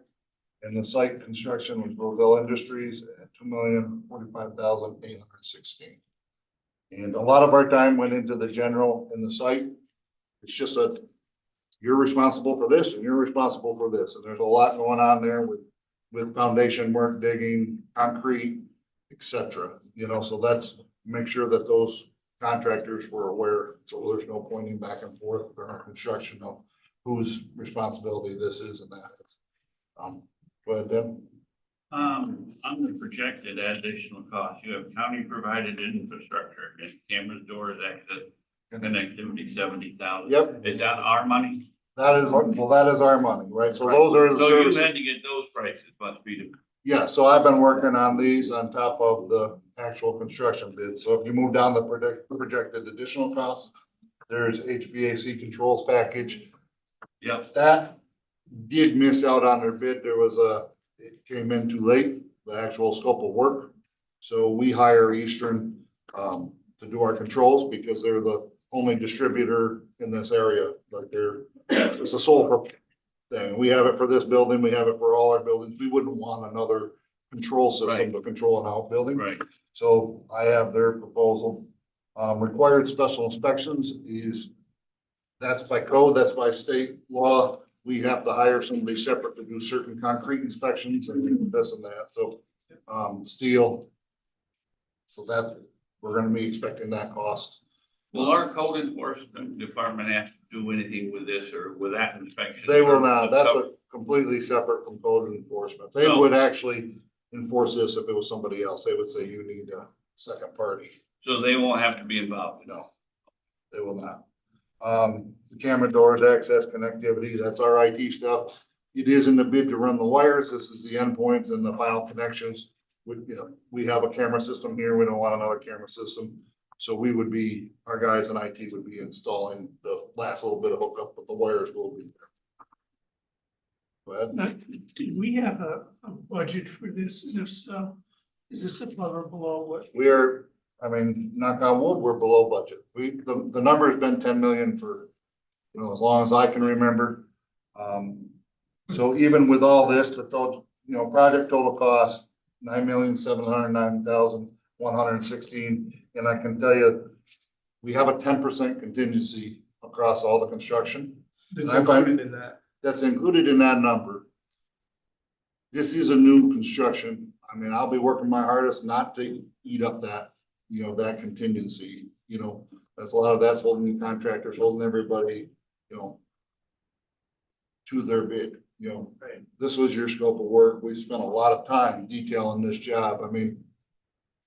I can't even do a presentation of this job because it would take us weeks, the book on this job, the details is this thick and there's, hundreds of pages of prints to go through that I've been, spending my time doing. So I'm pretty comfortable now with that 10% contingency that we're not gonna eat it, So, Matt, just, who's serving as the quote unquote the project coordinator? So right. So you, the prime contractor or the prime, are you talking construction manager? I'm talking overall management of this project. The overall management of the project, the general, it's between the general construction and our representative, which is Lobella. So they have a construction manager, but the general contractor has duties also. The general contractor has to, you know, provide all this, they provide the scope. Both of those will answer to me. I may not, I'm not gonna be there every day to That was look at this, this, or That was this, the but point of my question. they will be answering to me. I will be holding the master schedule. It'll be their job to do the master schedule. It won't, you know, it won't be on me to be scheduling the contractors. It'll be on them, but I'll approve the schedule. That's why Matt asked for 100,000 budget adjustment for. Yeah, the project. Which that's down in the engineering, the construction. So if we need you, once this starts, we'll probably go to Fort Ann. With you. What, my hope is that we're following right fast with Middle Falls. Closer. You know, my idea is to go out to bid for the Middle Falls barn in May. And that's what I'm holding them to right now. May is my deadline to go out. So we're working hard, you know, on doing all that stuff. I don't see myself being in Fort Ann every day. I see myself being there for sure, but we can't run here, you know, unless you want to hire somebody else here, then I go there. But Yeah, no, that's I'm not kind gonna of be a little it just won't sarcastic. work. but, Yeah. Yeah, I know you're gonna be a busy person. Yeah. But you're gonna be a very busy person. Got a question. Matt, maybe I missed it. On the plumbing contract there, you got a zone that's almost 400,000 less than the one that you chose. So they were disqualified. They actually disqualified themselves. They withdrew their bid. Okay. They were not comfortable with the scope of work that they provided. So looking at most of the stuff seems reasonable, but I'm hoping $1 million worth of plumbing is in a couple of toilets and showers and a wash bay and. We have, no, we have a It's $1 million. 20,000 gallon, you know, rainwater collection for this. You have all the site drainage, you have. That's what I was assuming. There was a lot more than just. Gotcha. Well, no, you know. Plumbing includes everything from gas lines to water lines. Little food things to sit up, your porta potties, you know. Yeah. Say 2 houses. Yeah. Sam, Union might complain on that. Go ahead, Dan. Very well, Jay. Is the Middle Falls barn is going to be a mirror of this other than Yes, the removal of the Fort Ann portion, basically? yes, Okay, so that's gonna make it easier on everybody if you yes. move around a lot. A lot smaller buildings. Matt, I just want to say thank you. Awesome job, lots of hard work. And I know the work is just. It should be good, no problem, yeah. Yeah, So- wise, well done. I think, talking to Al this morning, the numbers that I'm presenting, the one number that I don't have yet, so what I did, and maybe Dana Hogan can help me. I've been back and forth with our insurance company for the builder's risk policy. You know, they wanted the number that we were done, so that didn't come into yesterday afternoon. So it's kind of like an accelerated thing. I talked to Melissa this morning, the underwriter wasn't there this morning, but I should have a number by this afternoon. I just kind of did a general search of builder's risk and I said between 1% and 5% of the total cost. I do know we're a steel building, concrete. We're not a high risk. So that 200,000 in there and I put estimate. It's just me going in between, you know, 1 and 5 saying it's 200,000 and that builder's risk, if I'm correct, that covers us during the building of until the end of construction and then our insurance picks up after that, right? Good. Am I safe with that too? And I guess my question on Dan is that, so that would insure the whole place, or should we need to look for a certain portion of it, or, you know, I don't know if you have more than one policy yet, I don't know how that works. I would rely on whoever the person is. So this, For us. Melissa, yep, I've been working with Melissa on this, so I do know, you know, in talking with her, Sam, you know, this covers our construction period, you know, so if something happens, when that is done, it'll be between the county and the town who wants to insure this building, and then we'll be playing a portion, you know, and how that works. That's gonna take some work with them, you know, whether the county insures it and you pay 60%, or I don't think you want to do part of the shared thing would be, I don't think you'd want 2 policies, but I could be wrong. Go ahead, Dan. Gallagher. Complicated. So that's, True. that's for the operation of it, right? Pay to whoever pays less, whoever charges less. I didn't know if I should be reaching out to someone, that's all, that's. I think we're covered at this point for the construction, because it's our Yeah. project as we're, taking the lead in it. For using Putnam as a little bit of a template, and this is something that we picked up on is, so Putnam pays the insurance on the building. And we're working to, because this will be a template. Yeah. Just to have the town pay, because the structure is physically located in the town, and then have the county reimburse whatever that percentage is based on the, whatever break is. If it's the 60-40 here, like it is here. 60-40. I like for Dana Hogan one, because you got two different transcripts, you can take the lesser one. Yeah. I didn't. Who owns it? Who actually owns the property? Did we, is that what we did? We both do. We paid. We own it jointly. Yeah, so we both have insurable interest. I do think at that point, we just determine who has the less expensive coverage. But that's the question too, is like, you may have to look at, because the insurable interest is different. It's a different policy. Sure, Washington County, the insurance company may say, I don't know how they'll do that. Right. So that is something that we will be working, I think we will be working, our insurance company is aware of all this. I give them all the information, like, hey, this is gonna be co-owned, they know that right now. Yeah. So in the way they presented it to me, and I don't wanna put words in their mouth, it's nothing in writing, is basically, as that comes, we'll have to look whether the county insures it or we insure it, or the county or the town. Well, you have to decide that. And I think what a good idea would be, to check with Gallagher to see if they concur with Niagara's position. Niagara, Okay. Well, it'd be awful interesting because this could be a learning curve for all of us. And we might learn something out of this as to whether two different insurance companies look. And obviously, from now to the end of construction, that's part of this, and then that's operating after that, so. That would be something. And I think we're gonna need a resolution, Al, to fund the capital project 130. If we're gonna accept the bids and move forward, I think that's probably appropriate time to get the budget in to capital project 130 as well, so. I don't see any harm in it. I mean, it can wait a month if you want, but if you've got the bid and you got the numbers, no harm in getting that line active so that, I mean, he's gonna have things like committing fees and stuff like that. I'd like- We move some money into this project. So it's all sitting in contingency. We need to actually move it into. Oh, it actually, rather moved into, okay. Yes, sir. Mr. Chairman, I'd like to make a motion to accept the bids. Moved by Daryl, second by James. Any discussion on that? Yeah. I don't know if we accept them all then as I'll one probably do them separately. or individually. Each one separate. So we gotta do. Because they're gonna be individual contracts. right? We can accept them, but they'll come up I separate. just wanna make sure we get it right. There'll be separate resolutions on Friday. Got it. Is what you're Gotcha. saying. Yes. Got it. Okay. So we're gonna move them all, but on Friday, we're moving them one at a time. Al, just to clarify, this is a lot of money, would it say in interest bearing accounts until the check is sent out? It already is. 5.1% is the answer. Exactly, thank you. And when the borrowing comes in that I'm paying 3.44% on, that will also be earning 5.12. Thank you. Just say it. Yes. I don't know.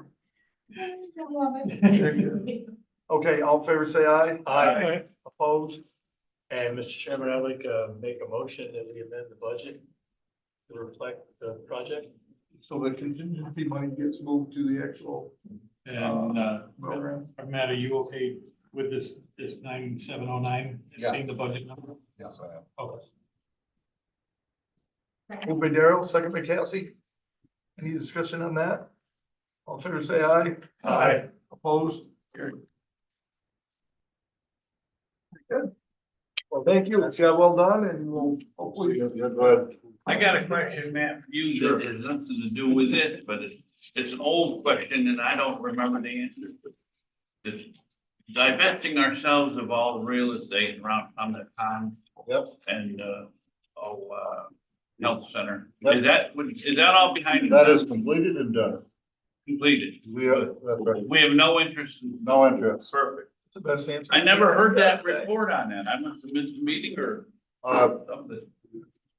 I don't know if it ever really got reported, Dan. I think it happened, behind the scenes and the reason I think I know that 100% is I think I sat in the town of Argyle board meeting and listened to them talk about it. Good. Get in the right place at the right time, it's always. I think I had to hide because some of the Lloyd folks were all there and wanting to know what the town was gonna do with the property now that they had it. And, I didn't want to be known as the one that gave it to them. Matt, are you gonna need another laptop that you put in your truck just because you'll be traveling? all- I have a laptop, so. Okay, you're good, right? Yeah, I All right. do. I do have one. Yeah, I think he takes it duck hunting. Yeah. Other business, we're headed with Soup Larry. I have a couple of things. I'm gonna go back to the Charles Lake property that eventually will come up to auction that the county from holding it into, probably been halfway for the last 10 years because they made the town hall for years. And that's becoming, I thought that was a big black hole as far as money market. So my first ask is on Dale Street, there's 2 properties. And the sewer attorney recommended last night that I bring this to finance to see if the 2 Dale Street properties could be pulled from the auction in July, so that we can use those in our map plan for finalization. So that is, Deb, I know you had that. I'm not sure which, the tax map number is 208-2-83 and 208-2-55.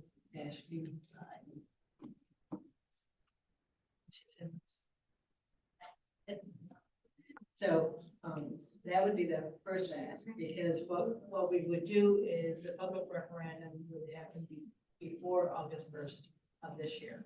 So the public referendum for municipal sewer would happen prior to August 1st due to general election, and it would be 30 days before that general election. So if it's not passed through, then it could go back to auction, the next auction cycle. So this is actually, with the moratorium on auctions and the property and the lawsuits that are occurring, it may be not necessary, but it's important for us to be able to know so that we can put it in the finalization of their NPR. So this is the Link property. Here you can see this one here and this one here. Here. Yeah. But that's the answer.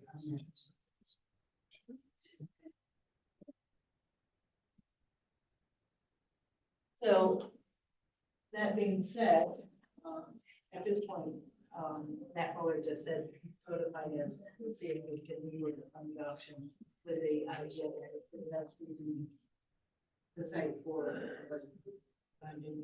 municipal sewer. But that's one ask. The other ask is if we go to the next property that shows the building. And this is the Shushan Bentley building in Shushan. New York State actually took their firemen through for safety training. It's in really bad shape. It's unsafe. It's a blemish to the community or a brand new bridge. You go across, there's going to be streetlights, and there'll be a bridge, and you'll look right at the building that should be demolished. So we're asking for that the county would consider getting an appraisal for the demolition of that building. And then when the CFA comes through, potentially we can look at it for a continuum of the Shushan Museum, Covered Bridge Museum, access to the Benton River. It could reduce the parking issue at Eagleville and the Georgie, because it could provide additional parking into the Benton River. So the ask on that is, could the county do an appraisal on what the cost of demolition is on that building? So we can look towards a potential grant of getting that building down. It's a crazy property that intersects with 2 parcels, house, 2 individual property owners. One It's right in the middle of it, right? And the other is the buildings go into people's backyard. So it's an auction nightmare. And it's an unsafe area. This is the building and it's just front part of a whole segment of buildings right off the County Road 61 bridge. And that, when you go inside these buildings, there's nothing that's at level. It goes down ramps, it goes up ramps, it goes into other properties, it goes down into the loading ramp. I don't say it's in public, but it's like the kids having in there with skateboards because it is all over the place. So those are the two asks. Any questions? I have a question. This for Alex Dean. Did we ever get a final agreement with DEC on? So are we taking ownership with the lien still against them here? or- We already filed deed to them, we own them. So the good news is that it's not a brownfield site that traditionally we don't take the liens on it because it's already been cleaned. So we didn't take a dirty site that needed to be cleaned. We took a site that had a lien on it because it was clean. So I've shared with Supervisor Clary, my primary concern, because all of what she said makes a whole lot of sense in my brain. And 2 years ago, I would have done anything I could to help her. My only concern that I need the board to be aware of is the Hennepin case truly changed the environment in which tax properties now operate. So with me having to give the surplus back to the owners, my recurring fear, and Dan and I haven't had a chance to talk about this yet, is that you might actually have to send it to auction to prove that there's not a surplus before you can partner with a town or any of our private public. So you're gonna see the destruction of a lot of land banks, if my prediction is right, because the way that the land banks are populated significantly has now changed with the Hennepin case. Mr. Hall? I just gonna ask Sue, she knew if she had a time frame she wants to tell us about. On the appraisal, I think that grant doesn't happen until later of August. The bigger picture is the pulling the two properties off the property tax roll in July, because we won't have the public referendum probably until maybe July, that's when that's gonna happen. So we won't know if it's been passed or not passed. And that property or a site, you have to put in your final NPR in order to have it be approved. So we need an NPR for the public referendum. The two asks that are easy if you support them. Getting an appraisal for the demolition is an easy one, because maybe you want to demolish the building before it goes to auction. Maybe that's better without the building on it, for sale at auction. So you may choose to do the demolition, and we have a reserve fund for county-owned properties that was meant to like board up things or clean up things before they went to auction to make them more auctionable. So there is a little over $300,000 set aside for this kind of purpose. Should you decide you wanted to go down that demolition path, that's one of the easier choices. And if any of the properties need to be pulled from the auction in July, I would take a recommendation from you. Remember, the auction is the county treasurer's auction, but I've always worked very closely with the board, and if you were to ask me as a board to hold those parcels, I would obviously work with you on that. So not sending the properties to auction in July is an option, but remember, we haven't taken them off the roll. So every tax cycle that goes by, the lien that we're making whole is getting bigger. We're $220,000 into the Vail properties already, and we're $174,000 into the Bentwood property already, but his liens are going back to 2014, so we're years and years and years into these properties. Because every time we get to the altar, there's a bankruptcy filing. We actually had them in the 22 auction, and then the day that the bids were closing, there was a bankruptcy filing. So, and I've also made Supervisor Clary aware that again could happen. Bankruptcy will stop us in our tracks. And I can't intelligently speak about site control and stuff for the grant applications. Sue and Laura Oswald are better versed in that. But those are all balls in play. But my major concern is if we were to partner with the town of Salem, what does that look like in the post-tenanted world? I don't know. And I don't think, based on the auction bids that were in November of 22, there's not a world where I see these properties bringing a surplus, but you may have to go through the exercise to prove there wasn't a surplus, and then you may be able to partner with an entity. I don't know that we can just give properties away like we used to. I think those days are long behind us now, because an owner could come back on the county and say, hey, I'm due the surplus. You took away my right to my surplus. So you may have to prove there's not a surplus first in order to satisfy the owner that there wasn't a surplus to be shared. Now, these liens are so large that I can't imagine a world where there's surplus, but you may have to go through the exercise. One more question on that, the contents of these buildings, in terms of the Right. contents? So the county does not own the contents, but there are processes by which, just like a landlord would if somebody, left in the middle of the night on them, there's a process for, abandoned property that's within these buildings, and there is considerable, personal property in these that is not owned by the county. So we have to be very aware of that too. So. I'm sorry? They could potentially go through that process. If we go through the process, then some of the personal property in there had value that could then be turned around and used to help offset the lien as well. So if I'm hearing that right, though, I think we'd want to get the appraisal number for taking it down. I don't think there's any harm there. Right, I don't think there's any harm there, but I don't think we take it down before the auction because it will decrease the value. Why make it worth more if we're gonna end up Well, delivering it to and I'm Salem? not sure that we could get through the abandoned property part of emptying the building before we demolish it by Right, then anyway. but I think that would make sense, that way it runs through the auction at the least value if we plan on turning it over to Salem. So that it fits under the Hennepin rules and we don't have something go wrong I later. don't think we could make the timeline work anyways. Right, but I mean, I think that would work and Dan would know more about the legal process, all that. It's all brand new Yeah, as far as that's concerned. So this stuff hasn't been tested yet, so I'm going by what my best gut. So do we just wanna do the appraisal? Is that the only thing we wanna do now and then? I have another question. Yeah, go ahead. So is the Vale, is that where you're thinking of putting the sewer system? And so Alec, using that word that day and a half will come back here and shoot me.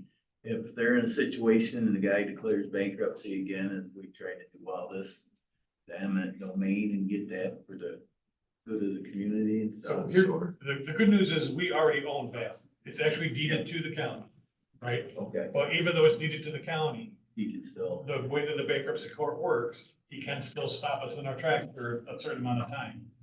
He did it in November of 22, when we had already filed deed and it was up for auction. Judge Littlefield at the bankruptcy court signed an order that it halted us in our tracks. Now, we were aggressive with that case because this is a repeat filer, and we were able to get him removed with a 180-day barment from refiling.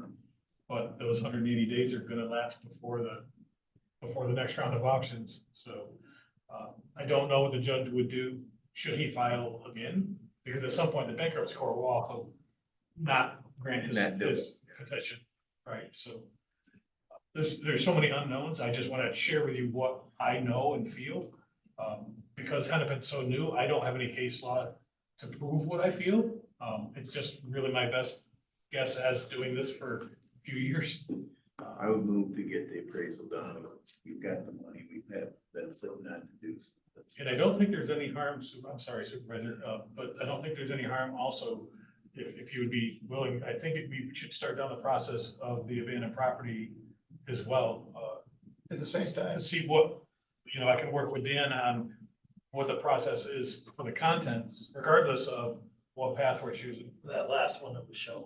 For all Vale Street and the Bellwood property. There's contents in all those buildings, and some of it is actually machines that are desirable. So all the abandoned property from the The personal effects inside the buildings. We may want to start down that path as well. Yeah, I'll amend it to Do both. do both. Second. Second, like Sam. Any discussion on that? What was the motion for? That motion? The appraisal for the demolition and Pull the properties from the auction. and then- I just have some questions, real quick. If you don't mind, Brian. Yeah. So the first step is to remove them. You're essentially, the first property you mentioned, I'm sorry, maybe the second one, whichever the bigger one is, that's the one where you're looking at potentially adding sewer district? There's the two big properties side by side. Yeah. Okay, and so interestingly, on those two properties is a industrial building that straddles those two properties. Okay, and that industrial building was actually built with mining, industrial wood planning, equipment. There's a lot of them. And that's what can be sold. But, so I guess At first, but I'm not sure exactly, the engineering firm has not said what the footprint that they need in order to use that. but you bought this for a potential sewer district for the town in the future. Right. Okay, so if we take it off the auction and we do our due diligence, we determine that, let's say we do put it up for auction, there is not a surplus. We can then, as a county, hand it over to the town of Salem. Is there exchange of funds, or is that just a gift? That's actually what, we talked about last night in the sewer committee with Matt. And he said that would be part of you could put the cost into the construction. This purchase property. Yeah, because didn't we do this a couple of years ago for Granville? Right next to their firehouse, and one of the. Your training center. They bought a parcel, yes, get rid of it. Did they ever do anything with that? They use it. Oh, yeah, that's quite a training facility, a lot of the fire companies use that. I put a lot of money into it. That's good, because I drive by, it doesn't look like anything, so that's doesn't mean anything, it just doesn't mean.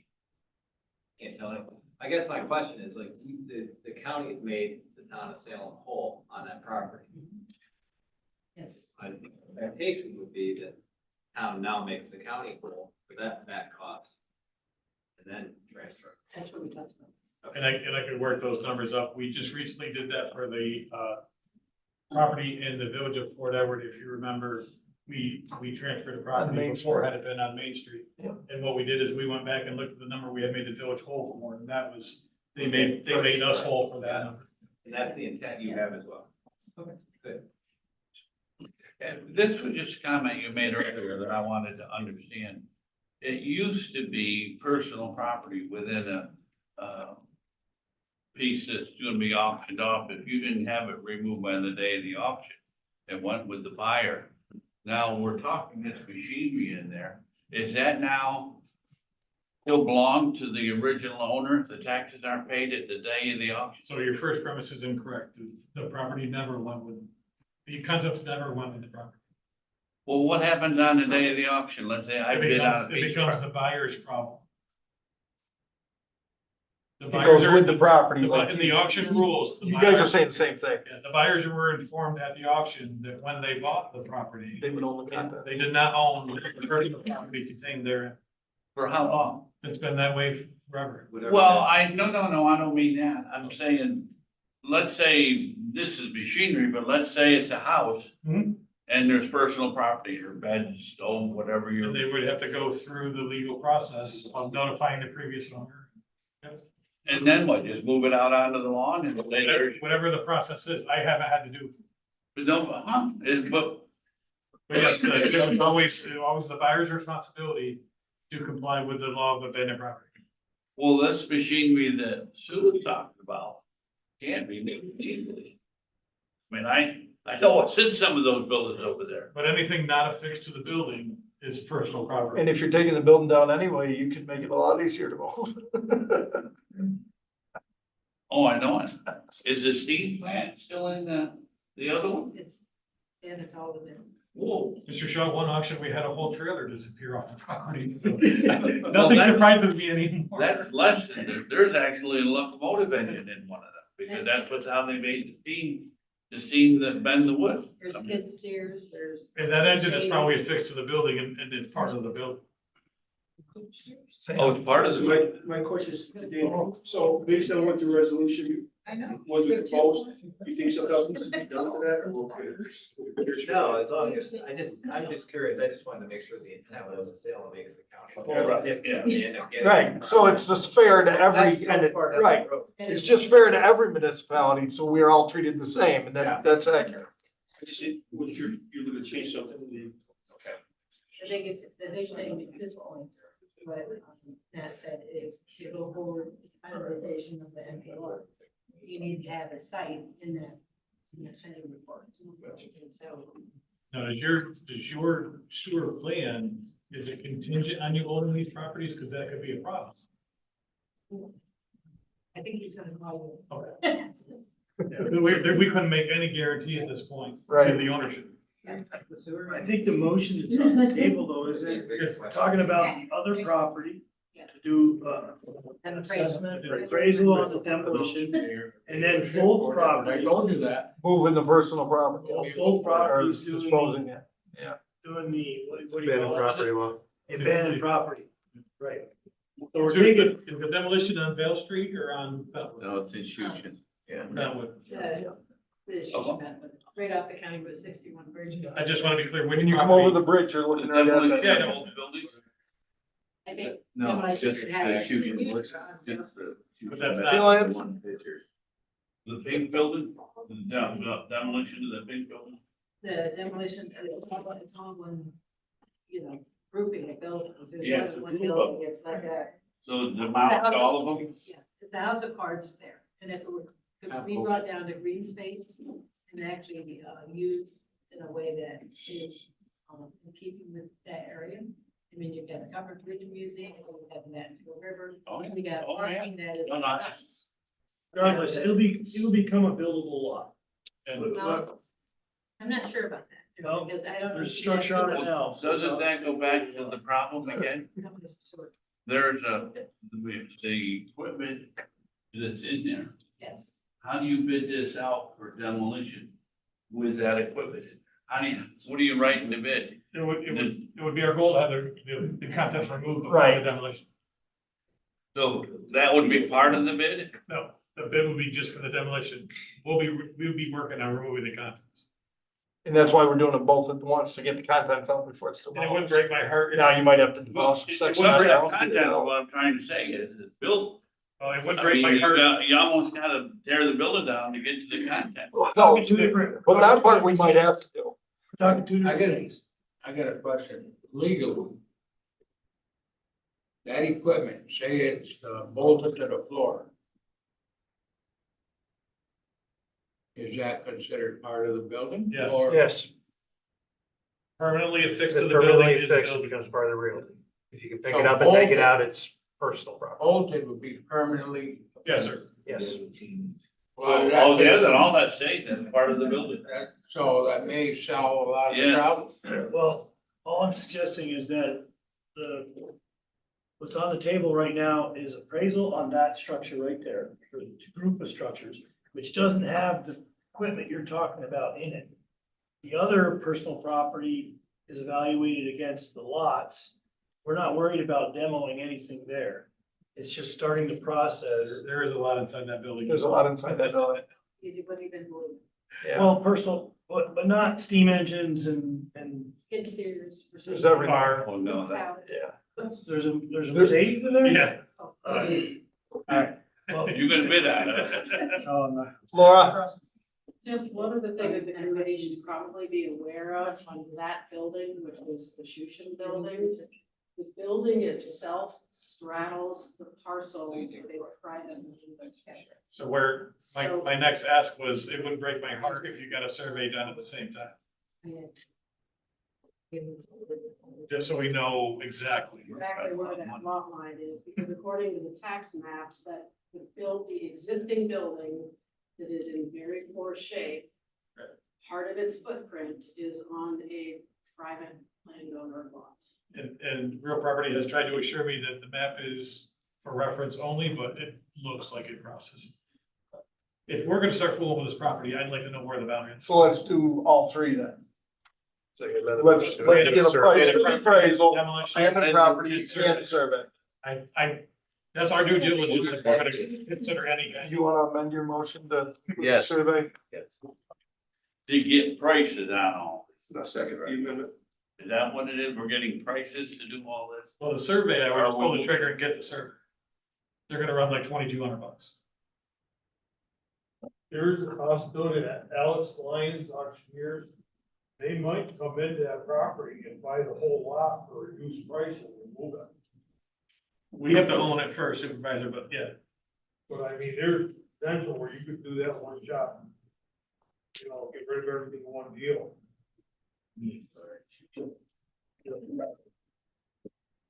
A lot of times, get down behind, so far. That's what happens on the fairground. I'll go have an auction right there myself. Fine. Move the question. Are we all ready to vote? All in favor, say aye. Aye. Opposed, carried. Safe to say. Thank you. But that doesn't answer the question on the auction. So you don't need a formal motion, we just need to have the.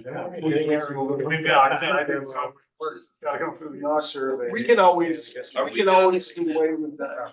Is this meeting? Stalling of it, if it's under the. You adjourned? No, we have one more item with county attorney. We do need to go into executive session briefly. I want to update board on some litigation I just received. Okay. Motion. Seem to be the most time to find most Moved people. by Jay, second by Daryl, all in favor, say aye. Aye. We're now in executive session.